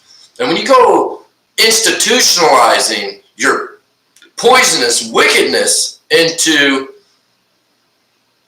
secondary education, colleges, universities, elementary schools, junior high, at every level of public education, when you start weaponizing the government in a way that's moving away from God, you're not going to have support of the governed. At some point, the governed are going to say, no, I'd like to, what do we do for a renewal on our social contract? Or why didn't we actually get to agree to or be informed of the terms in the first place? So my point is, people, when people started messing with the parents, and they've been messing with the parents for a while. I drove back from my son should be watching these Bible study groups, but he doesn't. I should send them to him. It's hard to send out an invite to like everybody I know, or I would. I drove back. Let me tell you a little story about a man named Jed. Poor mountaineer barely kept his family fed. Then one day he was shooting at the tree, looked through the ground game of bubbling cruise. Oh, yeah. Remember that show? Remember good old wholesome TV? Oh, that's right. A lot of people don't. Well, they used to have it. So like a lot of parents, a lot of fathers, and a lot of parents, my son lived with his mother. He got into high school, and around 10th grade, started wanting to probably chase a little action, an adventure in life, and that's fine, except he started skipping classes, and obviously, since he was young, I overemphasized the significance of his education. And even though the laws, the family law is designed in a way to dehumanize and emasculate men, I stood up to the system and told them off all the way along the process. So that was the whole thing. I had to fight and spend thousands of dollars to have a right to my offspring. Now, that's not something that should happen to people. That's dehumanizing. It just shouldn't happen. But what's even crazier that shouldn't happen, and I don't even know that I even made a video log about this, I may have, I felt like it's something that I had to just accept as my kid growing up. But I saw his grades were slipping. I saw he was skipping. And I was concerned that if he didn't redirect his trajectory, that he may not be able to graduate on time with his class. And instead of corresponding with him about it, I contacted his administrator and tried to reach out to his teachers and let them know this is what I've done for years, so this isn't anything new. It's not helicoptering anybody. It's just being a good parent and actively involved in his education. I drove back from California to address my son personally, to pull him out of class and say, hey, I just drove 1,700 miles to tell you you need to get your act together. And that I've been watching your academics like I've always watched them, and you're falling short. You're getting lazy. You're not being competitive. You're just, or what's going on? You know what I mean? Like, obviously you don't want to automatically just bum rush them, accusing them of stuff, but from most parents' perspectives, you either need to have a reason why these are an issue, or you need to come live with me so I can make sure your grades are good. You know what I mean? Like, having bad grades is just not an option.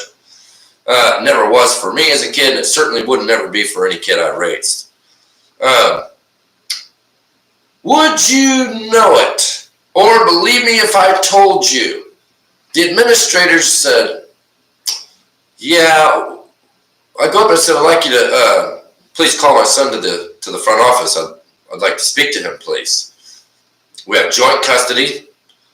There should have been absolutely no reason for the high school to have done what they did. They got in touch with my son. He said he did not want to come up there, 16 years old, and I have joint shared custody, full joint shared custody, legal and physical. They said, your son doesn't want to come talk to you. You see, the fact is my son knew why I wanted to talk to him. He knew what his grades were. He wasn't at the point in life where he was going to own, you know what I mean, his decisions, good or bad, take his licks. He was raised that he could still lie and be shady and play these games of, I don't have to acknowledge or be a man. Well, that's part of maturing and being a man, is acknowledging when you're messing up. And the school took it upon themselves to give themselves the authority to say, well, we're not going to make your son come up here and talk to you, even though you have the legal authority to make us do so. I should have went and found him myself and drug his ass out of that fucking school. Honestly, it was really offensive to me, and I'm not so sure that it's not an egregious violation of my parental or civil rights, because at what point did the school get more authority over our children than we as parents have? Somebody should explain that to me, because it needs to be clear to me what our expectations are, or I ain't gonna play. I have learned the hard way. We all know the expression, fool on, you get me once, shame on me. Or fool me once, shame on you, but fool me twice, it's shame on me. Because if I let you, after you have wronged me, do me wrong again. So the point is, we've all learned how we get screwed in the fine print. So none of us want to agree to anything anymore without clear expectations up front, whether they're nuanced or explicit, implicit, or not. We want something in writing.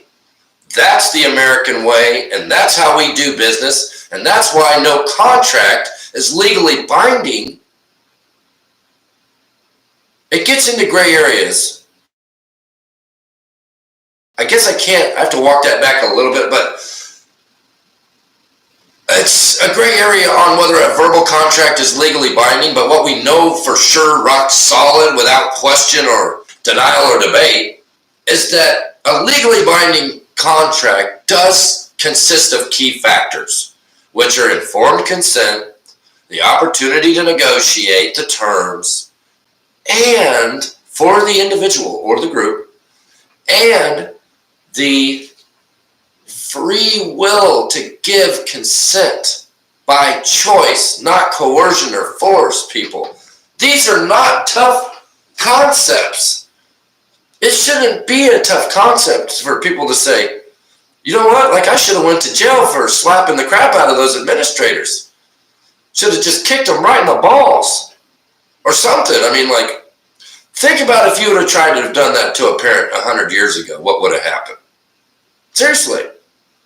They probably would have showed up to the school with a shotgun. Like, I don't even think they would have done that. I think they would have just not had their kid go back to school. But they weren't going to have people interfering in their religious beliefs, which I would consider, you know, instilling your values into your children, your religious beliefs, if you have any. Where I grew up, one nation under God, we all had them. I was unaware that everybody didn't have them. I grew up that we all had them, and there was a few that didn't or had others. And that basically just meant we couldn't force everybody to believe what we believed. But we unanimously and collectively agreed that we were one nation under God first. Because we don't get our liberty, we don't get our justice without being under God. And I was always okay with that. That was a fair trade-off. That was a social theoretical contract that I supposedly negotiated and formed consent to. You know, my whole life I was okay with that so long as I had access to equal provisions and due process, equal protections of the law. That's the part of the government's end of the bargain. That's the government's part of the covenant to the governed. And then the people do their job by following the laws and being a part of the system in a productive, contributing way. And so that's really where it comes back full circle, because it's a real problem. It goes against humanity. It goes against the core of me as a human being, as a parent, as an individual, as a spiritual creature, as a child of God. To stand, when I was a kid, we knew the day would come when we would have to say, you will either take the mark of the beast, or you won't be able to shop anywhere. You won't be able to go to the store. You won't be able to go to school. You won't be able to have a home. You won't be able to have a job. Doesn't this all sound like COVID?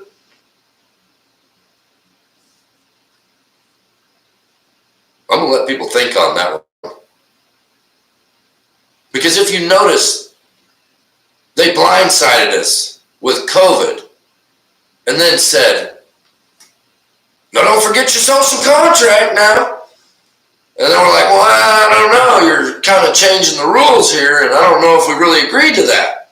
Or at least all these different things. Especially watching our loved ones die through some glass while we're waving at them. Not getting to hug them or touch them or hold their hands or cry with them and weep with them and grieve with them and be with them. These people are effing sick, twisted, and wicked. This isn't something that you can just be like this. Yeah, I don't know. I'm just too busy. Yeah, I don't know. I don't know. I mean, yeah, I don't know.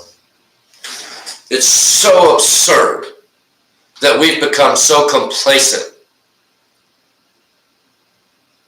You don't think that our forefathers and people, you don't think that people actually fought and shed blood for these freedoms under God? If they didn't think that their children and grandchildren weren't willing to fight and shed the same blood for those same freedoms and liberties, do you? We should be getting mad about this. We should. An injustice for one is an injustice for all. I don't care about politics. I care about due process. I care about starting with one nation under God. That's what I care about. Putting God first, and then let all the cards fall where they lie. Because for the longest time, we didn't have these issues. We had other issues, and we've been trying to kind of iron them out. But we have created a whole new set of moral, ethical issues that are so farther outreaching than any of the problems that we ever used to have, if you ask me. And I know people ain't asking me. Now, I do apologize for dropping a couple bombs in there, but I am angry about it. I am frustrated. And God's going to help me with that in one way or another because, well, I'm expecting him to because I'm doing my part, and I can expect God to do his part. And you can too. We all can if we're doing what we're supposed to be doing. And honestly, I find it to be the exact reason why Trump is doing the things that he's doing, which is to return the people back to a nation of God. Man, what an awesome story. We are living this movie. It's the best thriller, mystery, corruption, investigative, documentary, series, movie, all wrapped up into one. Trilogy, saga. And we're living it in the most technologically advanced, morally understood era of the existence of mankind. We're still having problems. I don't understand why we can't have a nation without all these problems if we put God first. Almost all my problems, my inner problems, the ones that I struggle with emotionally, the major players like fear, shame, humiliation, degradation, soul gut-wrenching anguish. I mean, those are like hell, only they're not, but they're like it. It's like being in hell on earth. And we have got to move away from that. I mean, misery loves company. And so I think so many people have become complacent that they don't even acknowledge the simple facts. There are only 3 colors on this flag: red, white, and blue. If every American cannot agree on that, we have to start over. Because we have to have common ground. And if our common ground isn't one nation under God, indivisible, with liberty and justice for all. You notice this study group is for everybody. It's not just for some people. It's not just for good guys or bad guys or nobody. It's for everybody. God is for everybody. All the other politics, if you'll notice, claim to be for one group or another or for everyone, and then don't actually follow through with it. They make a market for lawyers, for the top 1% of the owners, for NASDAQ, for S&P 500, the stock market. You know what I'm saying? When are people going to wake up and realize that because we're children of God and this is God's nation, we all have ownership in this great nation, which means we all have a responsibility and a duty to each other and our children and to God. I don't really know what more I can say on that, but the social contract was the topic that I wanted to bring up, and I think it's super important because there are flaws. Okay? The way things were written in the old days, we didn't have a computer that would be like, scan this whole thing, find any. You know, when I was a kid, there was like 26 books. That was called an Encyclopedia Britannica. And in those 26 books, let me explain something. The entire encyclopedia was about the width of this flag. 26 books. All the information known to mankind crammed into that one set of books.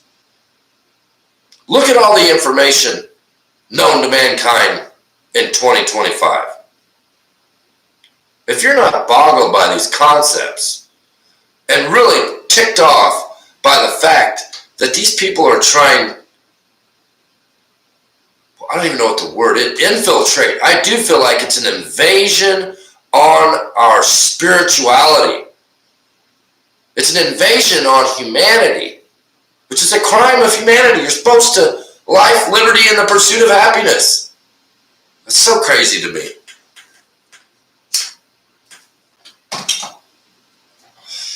People wonder why I smoke. Are we ready for chapter 10 or not?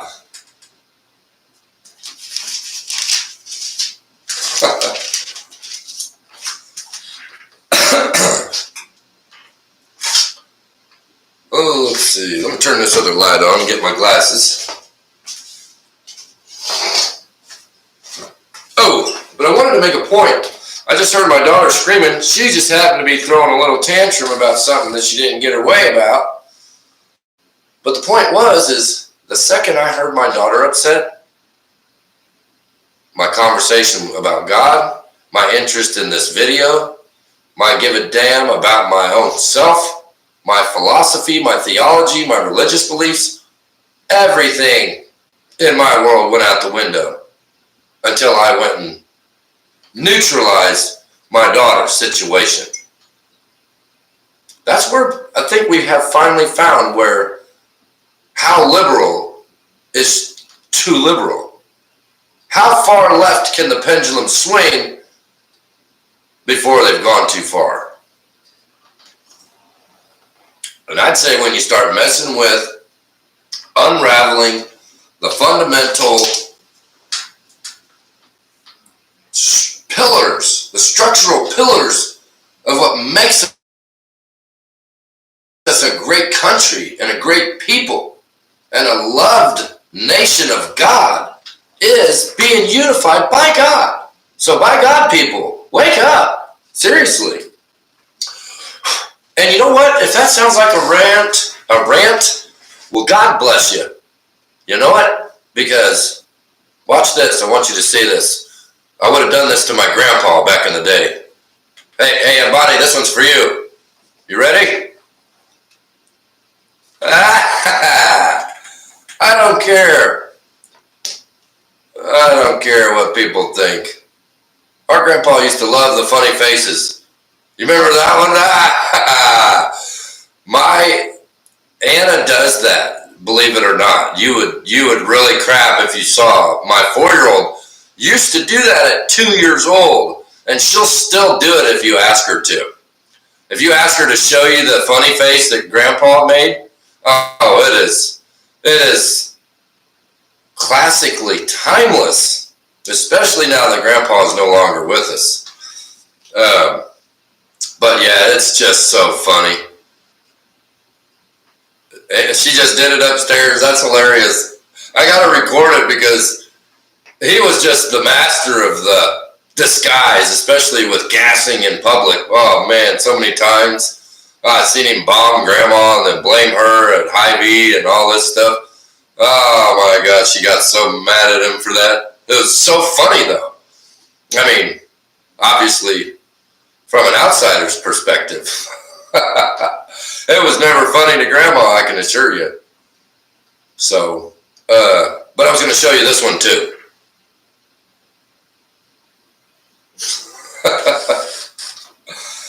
Let's jump into chapter 10. We're at Genesis 1 through, 32 or something. Whew, what a dialogue. What a conversation. Flathers all the way, all day. I'm telling you. You can take the Flathers out of the street, but you can't take the street out of the Flathers. I don't know what to tell people, man. Genesis chapter 10. This is the account of the families of Shem, Ham, and Japheth. The three sons of Noah. Many children were born to them after the great flood. Here are the descendants of Japheth. The descendants of Japheth were Gomer. You gotta be kidding me. I didn't know Gomer was a biblical name. Gomer, Magog, Madai, Javan. That sounds like a black name to me. Or Javan. Javan sounds pretty non-white. Not that I care. Obviously, most of these people are non-white, aren't they? What race was Noah? I don't remember him saying. Javan, Tubal, Meshach, and Tiras. The descendants of Gomer were Ashkenaz, Riphath, or something, and Togarmah. That's pretty funny. That one kind of makes you want to go. That's so funny. The descendants of Javan or Javan were Elisha, Tarshish, Kittim, and Rodanim. Their descendants became the sea-faring peoples that spread out to various lands, each identified by its own language, clan, and national identity. Wow. Well, that kind of tells you right there where all the different people and all the different languages came from. But I don't understand it because how the heck would they just happen to make up all different stuff? It's weird, man. It's fascinating, isn't it? There's my phone. Jeez.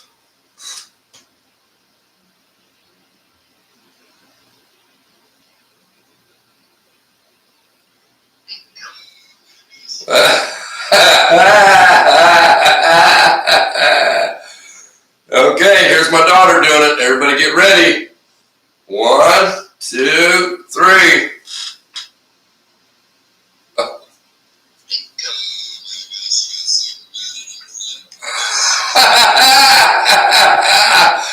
How about one more time? Hold on.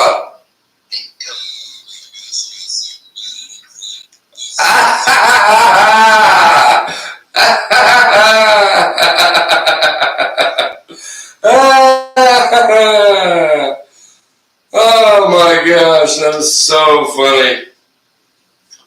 That really I just absolutely love that little girl.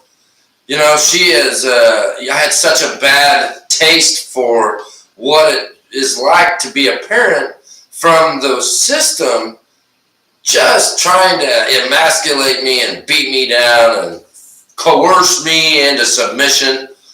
And there was just no way I was going to do it. So, the fact that is why I say that her mother has really rescued me more than I ever rescued her, because she's given me a chance to believe in that again. Oh, I absolutely enjoyed that thoroughly, and I'm certain that her great Aunt Bonnie did too. And my grandpa, oh man, he would have replayed that all day. He would have played that one all day. I'm here to tell you. So, basically, we're back in chapter 10. That's where the sons of Noah was the descendants of Javan were Elisha, Tarshish, Kittim, and Rodanim. Their descendants became the sea-faring peoples that spread out to various lands. Sea-faring. So I guess they didn't used to fear the water before until they started trying to go out on it and probably ran into a few things that were less than ideal. The descendants of Ham. I wonder if they were glazed. Now, don't make me do this and end the joke. You guys ever seen that guy? Okay, now, everybody, that's the end of the joke. I'm going to put my hand up here like this. Everybody stop laughing. He would have eaten that up. Oh, I'm telling you what. I didn't even know she had the ability to do that until she was doing it one day. I showed it to her, and she'd been doing it ever since. I haven't asked her to do that for over a year. That's hilarious. I'm getting tired of talking to all the ignorance out there. Because this isn't for you folks that are inspired. These messages are really for the ones that don't believe, or they have so much doubt, or that's who needs the message. Oh, I need the message. I guess we all need the message. I try not to be judgy, but I'm just saying, you guys are kind of on board, right? Okay. The descendants of Ham were Cush, Mizraim, Put or Put, and Canaan. The descendants of Cush were Seba, Havilah, Sabta, Ramah, and Sabdika. The descendants of Ramah were Sheba and Dedan. Now, how can they even keep all this straight? I can barely remember my cousins' names. Well, I can remember my cousins' names, but beyond that, shoot. I definitely don't remember anybody else's name. Cush was also the ancestor of Nimrod. Nimrod, really, is a biblical name. Nimrod. Nimrod. Nimrod. Happens to be one of the oldest names in existence. Nimrod.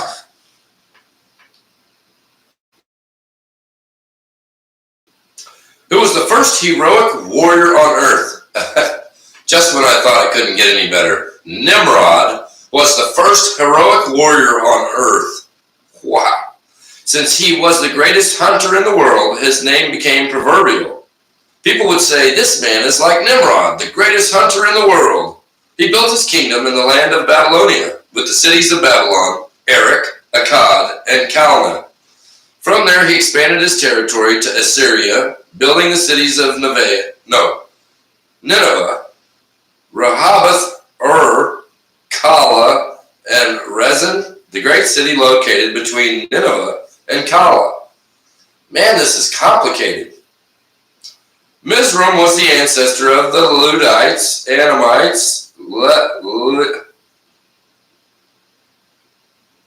Leabites, maybe, Naphtuhites, Pathrusites, Casluhites, and the Caphtorites.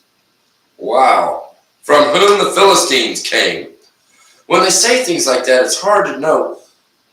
It's like, did the Philistines come from all of those, or which one? Like, I feel like you need to be more specific. Canaan's oldest son was Sidon, the ancestor of the Sidonians. Canaan was also the ancestor of the Hittites,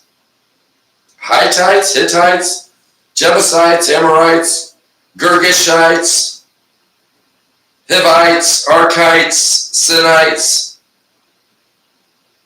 Arabites, Arvadites. Oh my Lord, please help me with this pronunciation. this was supposed to be easier to read. Arvadites, Zemarites,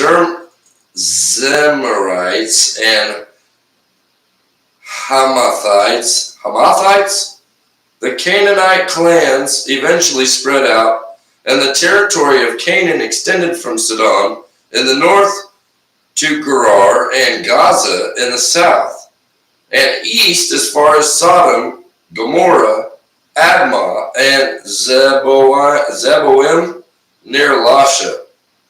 That just really spun my head into some dizzying circles.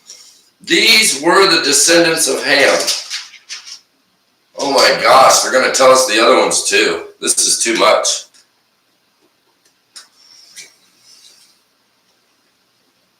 Let's see. These were the descendants of Ham, identified by clan, language, territory, and national identity. Descendants of Shem. Sons were also born to Shem, the older brother of Japheth. Pardon me. Shem was the ancestor of all the descendants of Eber. The descendants of Shem were Elam, Ashur, Arphaxad, Lud, and Aram. The descendants of Aram were Uz, or Hul, Gether, or Gether, and Mash, not like the show, but could be where they named the show. Arphaxad was the father of Shelah, and Shelah was the father of Eber. Eber had, or Eber, I don't know how to pronounce this. You see what's happening here? Messing up my tongue. Eber had two sons. The first was named Peleg, or Peleg, which means division. For during his lifetime, the people of the world were divided into different language groups. His brother's name was Joktan. Joktan was the ancestor of Almodad, or Almodad, Sheleph, Hazarmaveth, Jerah, Hadaram, Uzal, Dikla, Obal, Abimael, Sheba. That's interesting. The verse 28 in Genesis 10 is just the names of these three individuals, Obal, Abimael, and also 27. The scriptures are only names. There's no verbs, there's no nouns, there's no nothing. It's just part of that sentence. All these were descendants of Joktan. The territory they occupied, Ophir, Havilah, and Jobab, or Jobab, or Jobab. I can't believe these don't come with pronunciation keys. This is absurd. All these were descendants of Joktan.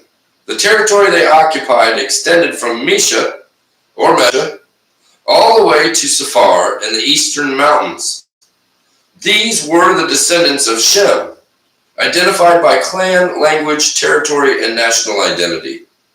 Here's the conclusion for chapter 10, and thanks for hanging in there with me. This was kind of a long study group, and I appreciate that. But all the glory be to God. In conclusion, verse 32, chapter 10, Genesis. These are the clans that descended from Noah's sons, arranged by nation, according to their lines of descent. All the nations of the earth descended from these clans after the great flood. Wow. Let's just jump right into the study so that we can kind of try to wrap this up. But that's a lot of information with an extreme lack of pronunciation key. Just wanted to make that known.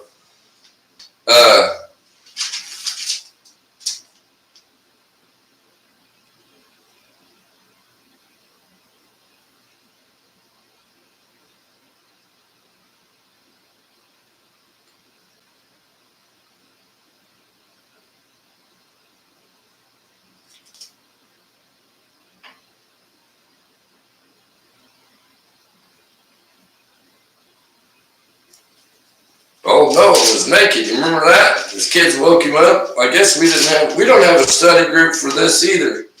We'll just go back over there was an additional section on 9, 20 through 27 that we'll go ahead and cover since we don't have one for 10. It's really odd that we don't have one for every section that we read. The next section of study goes over to chapter 11, the Tower of Babel, which should be a pretty good informative piece. So here's a little section from the end of 9 chapter that I don't think we covered because I thought it went along with chapter 10, but it doesn't. It's referencing chapter 9, verses 20 through 27, and the prayer is, Father, you restore me instead of condemning. Thank you. Help me extend the same grace and compassion to others who are struggling with sin. Noah's son Ham gazed upon his naked father. This is what we can observe from those scriptures, but instead of covering Noah and keeping quiet, Ham robbed Noah of his dignity by making an announcement to his brothers. Ham's shameful behavior required consequences. Throughout Scripture, God's people are taught to help those in need and to care for others who, temporarily or permanently, cannot care for themselves. So we kind of have a duty to do the right thing. This can be interpreted as Jesus commanded his disciples and followers to love one another as he has loved us, John 13, 34 to 35. The Apostle Paul outlined how Christians are to treat other believers when they sin, to gently and humbly help them back into the right path, Galatians 6:1. When we work to restore others and help them carry their burdens, we fulfill Christ's command to love, Galatians 6:2. Uncover your true self. These are some suggestions on how to apply this study. How do you respond when someone sins or makes a mistake? Do you try to help them or do you shame them by telling others? Genesis 9, 22 to 23. Embrace a life of grace. Name people in your life who have wronged you or made mistakes. Journal how you will extend grace to them today. What additional courage steps equip you to help restore others? Wow. I'm not going to go into that detail. I'll let you guys kind of ponder on that yourselves, which will somewhat wrap up our study group for today and bring us over to Genesis chapter 11 when we return. Wow, this is pretty neat. We have made this much of a dent in this book. I know it's shameful. But what a great discussion. Who thinks this is a great discussion? Nobody. That's wonderful. I'm just kidding. If you didn't think it was a great discussion, you wouldn't be here. Would you? What's everybody got for me today? Babe brought me the ukulele, so I think maybe we should. The names are ridiculous. And then I wanted to show you my screensaver because it's awesome. Look, it's me and my wifey when we got married. That's my screensaver. Hey, oh my God, I'm so glad that I thought about that. Did you notice that? Look, when your phone is off, it doesn't do anything. But when your screensaver's on, check this in front of a camera sometime. Why is my phone blinking?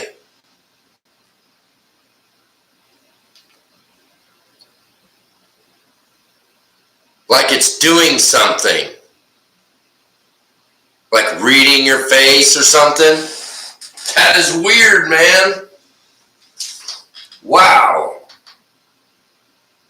That is crazy. Who's got some prayer requests? What's a good song title I can look up and see if I can sing? How about How Great Is Our God? Ukulele. Still don't have a guitar, so sorry. See if I can pull up the tablature for it. Mine is the Flathers women. Which Flathers woman? Like you and your sisters, or the whole bunch of you? You'll have to send me that picture so I can know what you're talking about.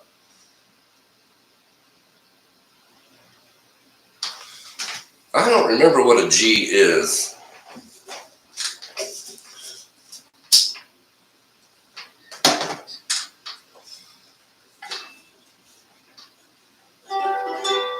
I think that's a C, and that's a G.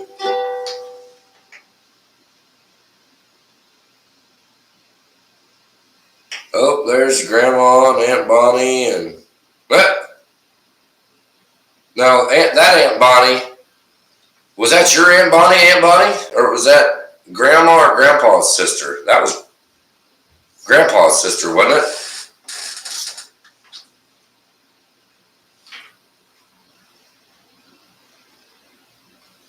Dee dee dee dee dee.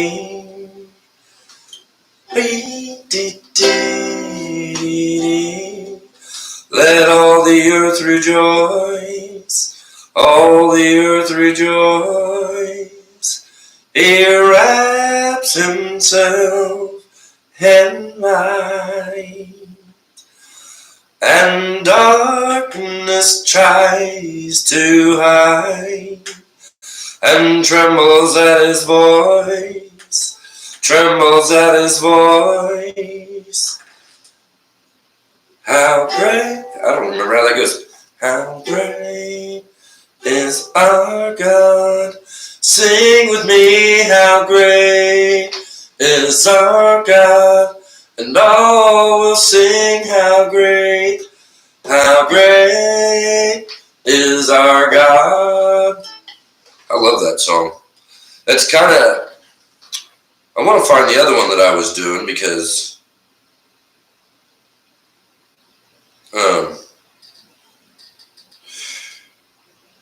it was a little easier.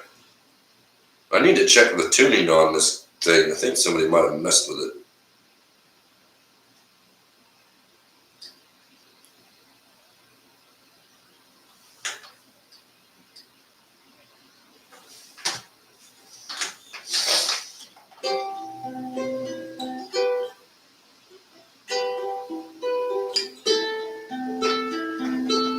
Only fools rush in,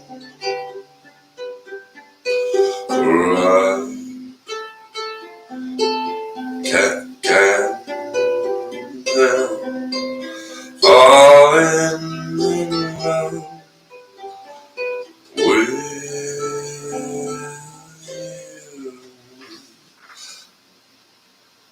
I feel like this is out of tune.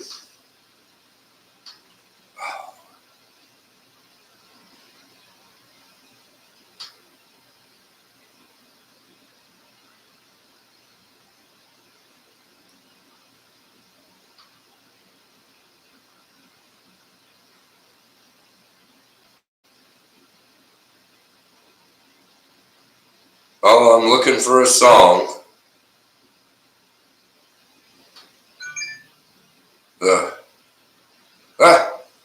Yeah, it's a little better. Oh yeah, there's the whole bunch. Wow, I haven't seen, wow. I never met that lady. Or that one. Man, who is that? Is that my old grandpa's sisters? Man, they all look alike.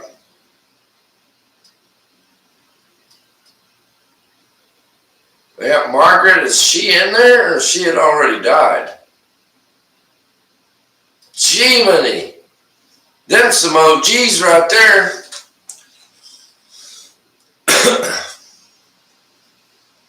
Let's see.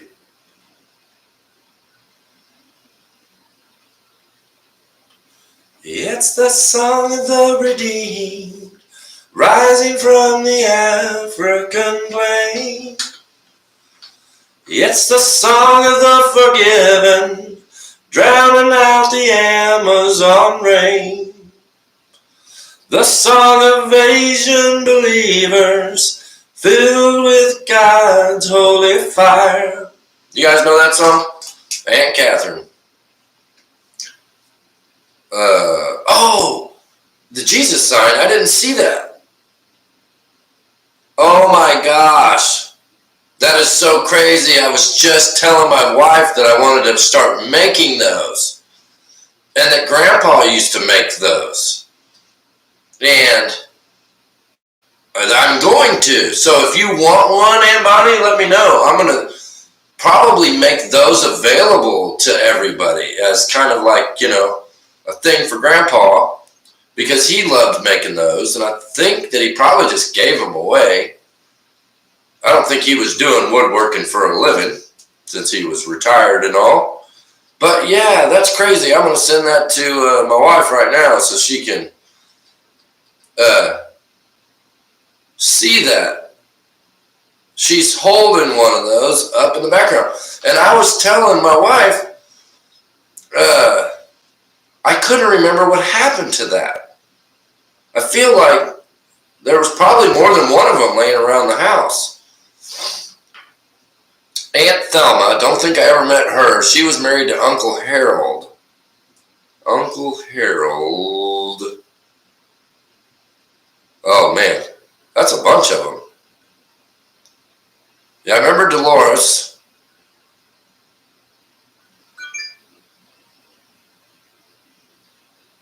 We were just talking about that. Like, it is so crazy. God is so mysteriously wonderful. Like, I'm gonna have to. But the point is I'm gonna be making those. I'm probably gonna make one of those today when I get home, or whatever I decide to do with this customer that I already built them a laundry table, and now they would like to add a shelf underneath it to put another layer of laundry baskets on top of. And then they also want me to build them a coat rack, an additional space for more coats. And so I told them, of course. Yeah, but I was telling my wife, I was like, oh, hey, my grandpa used to make, because I started making the little pocket crosses and all this woodworking and stuff. And I was like, oh my gosh, my grandpa used to make these really cool things that said Jesus on them. And she was like, what are you talking about? And I was trying to describe it and trying to make a picture of it. And then I found a picture of it on the internet. But this picture is pretty old, because I feel like that was in their house either in Bannister. He only made one? Well, that's interesting, because I'm going to make a bazillion of them once I learn how. That furniture looks to me like it was probably out in Kingsville. Oh, he made this particular one. That's awesome. Well, I'm going to make all the particular ones that I make too. And it's going to be inspired by my grandpa. Yeah, in Kingsville. That's what I thought. And that was pretty much the last. I may have seen that big Bible that Grandma used to have in Belton. But officially kept laying out in Kingsville was the last place I really saw it. I think I may have still seen it in a box or somewhere. Grandma still had it. I'd love to know what happened to it. But we were just talking about that, and then it showed up. Oh yeah, it was downstairs on that table, wasn't it? I just wondered what happened. Shelly's probably got it. I don't know. We should invite her to the study group sometime. Since Mom is on here, we should try to get Uncle Bub and Aunt Jackie, and how many other ones of you are there? They can't get Aunt Tammy on there no more. We could try to just get as many people on there as possible. But anyways, it's 12 o'clock. I was kind of doing another song. I was going to do the ukulele, but I think it needs to be tuned, and, yeah,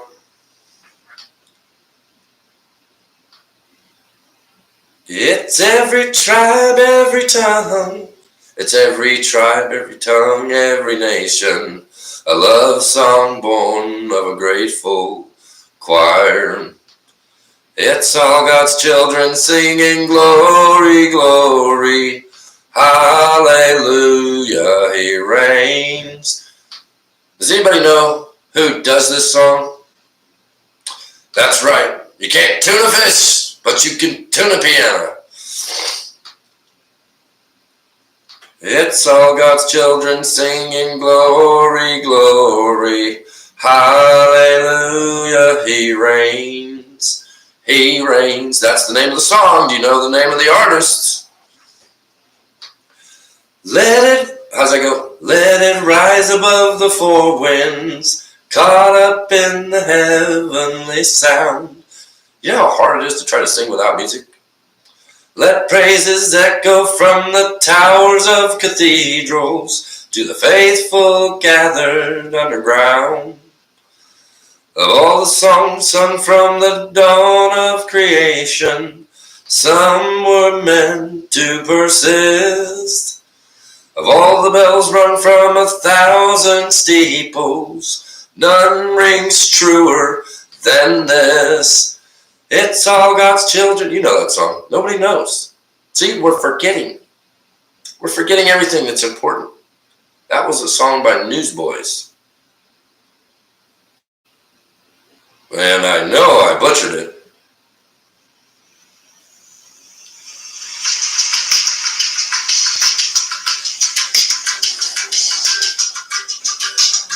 Drop your prayer requests down there.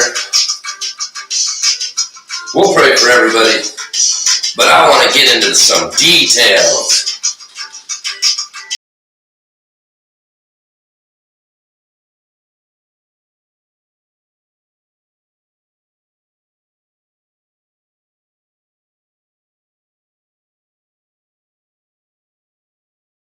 I'm getting pretty hungry. I think it's about time for lunch. I skipped breakfast. That's probably choppy. I already know it's choppy. I tell you what, I wasn't feeling good. I sweated it out the other night, and then yesterday was the first day I was able to kind of start eating good again. Is Aunt Phyllis still alive? I feel like I thought I heard she kicked it not too long ago. Like a year after Grandma passed away or something. Or maybe it was Phyllis's husband. It was Grandpa, and then I think Phyllis's husband, then Grandma. Wasn't it something like that? Or am I wrong?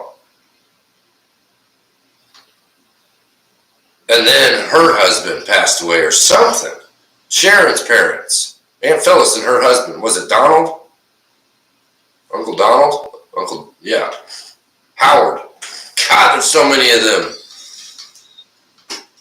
So many of them. It's interesting, ain't it? And it's now forgotten for all eternity. Let us not let our lives and our families and our beliefs and our values die in vain when we go. You know what I mean? Seriously.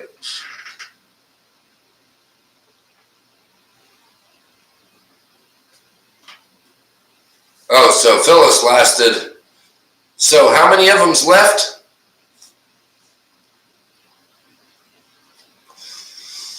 Aunt Tammy passed after Grandma?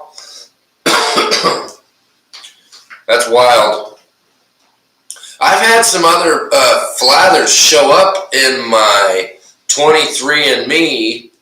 I don't know.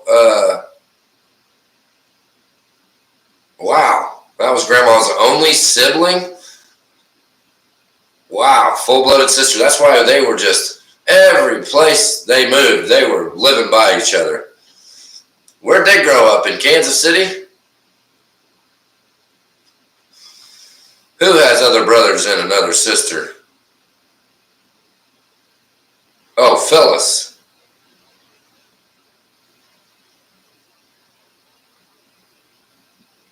makes no sense. If grandma had other brothers and sisters, unless her mom or dad had another family after that, this is confusing. But I wanted to say, are you familiar with 23andMe? Because I've had some flathers show up on there that I didn't even know existed. Evidently, some of the flathers have grandchildren through. Yeah, and you guys probably know a lot of these people because you grew up around those cousins and things that we actually, a lot of your children's cousins, didn't really know a lot of them except for at a couple of those family reunions. Remember? Pretty interesting story. But yeah, I look forward to another study group. I can't believe we've been on here this long. This is just unreal. Older than him is Stephen. Well, they lived in Iowa. My grandpa's children would have been, you're right, mom's dad and had other children. Wow. That's so crazy to me because we never even knew these people. And that's how it was kind of for a long time. You realize that over time. You only have now. There's some things we can't ever go back and change. So you got to do what you can with what you have where you are. We have to make good time with the time God has given us. So that's pretty much it for today. I'm starved and my whole family needs some attention and I got to make us some money and make some good responsible decisions. So as normal, if anybody has the inkling to and enjoys these discussions, hit that like and subscribe button, share it out to all your socials to push the algorithms to spread the message worth sharing out to others like yourselves that like to tune in for these messages. I'm Mr. John Lee. Thanks again. This is a Holy Bible Book Club and it's open to everybody. I'm your host. Let's say a little prayer and get to after service eats. Let me take another drag. Or actually, let me finish my cigarette. I don't know why, I just feel like it's kind of a disgrace to try to smoke while I'm, saying a prayer. It's like having one eye open or not closing your eyes at all. But you don't really have to. I could be totally wrong. Just imagine. I could be totally wrong. The Bible could be absolutely totally wrong. But in the event that it's a possibility that it's correct and it's not wrong. Heavenly Father, thank you for this study group. Thank you for family, friends, loved ones, your grace, your blessing, your mercy, your wisdom, your patience, your understanding, your foreverness, your ability to bring nations and people back to your calling to do your will. Thank you for the opportunity to know what true love feels like. Continue, please, God, to be that love. For some kids that don't really have parents, some kids really only have hope through you. Some people only have hope through your testimonies, through your scriptures, and through your following and your teachings. God, thank you for the opportunity to see a future forever with you and your grace and your love. In Jesus' holy name, amen. That's pretty short and simple, people. Doesn't really have to be anything fantabulous. I'm going to light my cigarette back up. It just shows that we're dedicating this time in our walk to faith and putting God first. That's why it's so critical that we do that as a nation, because united we stand, divided we fall. Amen. All my love from me and mine to everybody else out there. Tune in next time. If somebody wants to call in, prayer request, don't forget, we still have 2 of these Bibles to give away to somebody.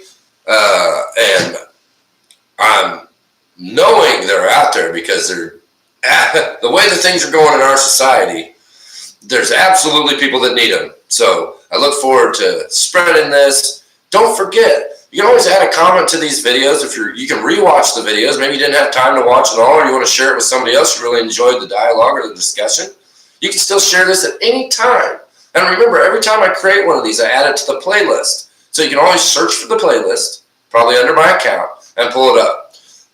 It's amazing to me that we have actually been on here for 2 hours and 45 minutes, and I really don't even barely feel phased as far as I miss any of that time. Wholeheartedly, absolutely love what we're doing with this study group, and I think it's really doing a lot of group, and we're able to document and give testimony to God's miracles happening in real time throughout our series. And you can take it for what it's worth, but I give all the glory to God, and I can't wait to see what 2025 has in store for God's people, for God's nation, for God's planet, and for the universe that belongs to our omnipotent creator, the all-powerful, wonderful, loving, unconditionally loving. You know, we don't have that ability to love each other quite so unconditionally, but we, each and every one of us, has the goodness in us. We all deserve the unconditional love of our Creator, and that's one of the most important messages that can inspire hope to others. So remember that message if you don't remember anything else. Every one of us deserves the grace of God and the love, unconditional love of God. That's how it was meant to be. It's an active, living love, a living covenant. And I just think that that's beautiful. Next time you see a rainbow, remember Genesis 9. Do me that favor, because we studied that in our study group. And that's God's covenant to not being flooded. But don't for 1 second think that that applies to any and all other destruction, because it doesn't. And we'll get to that. Tune in next time. That's it for a Holy Bible Book Club live in real time. I'm on to the next one.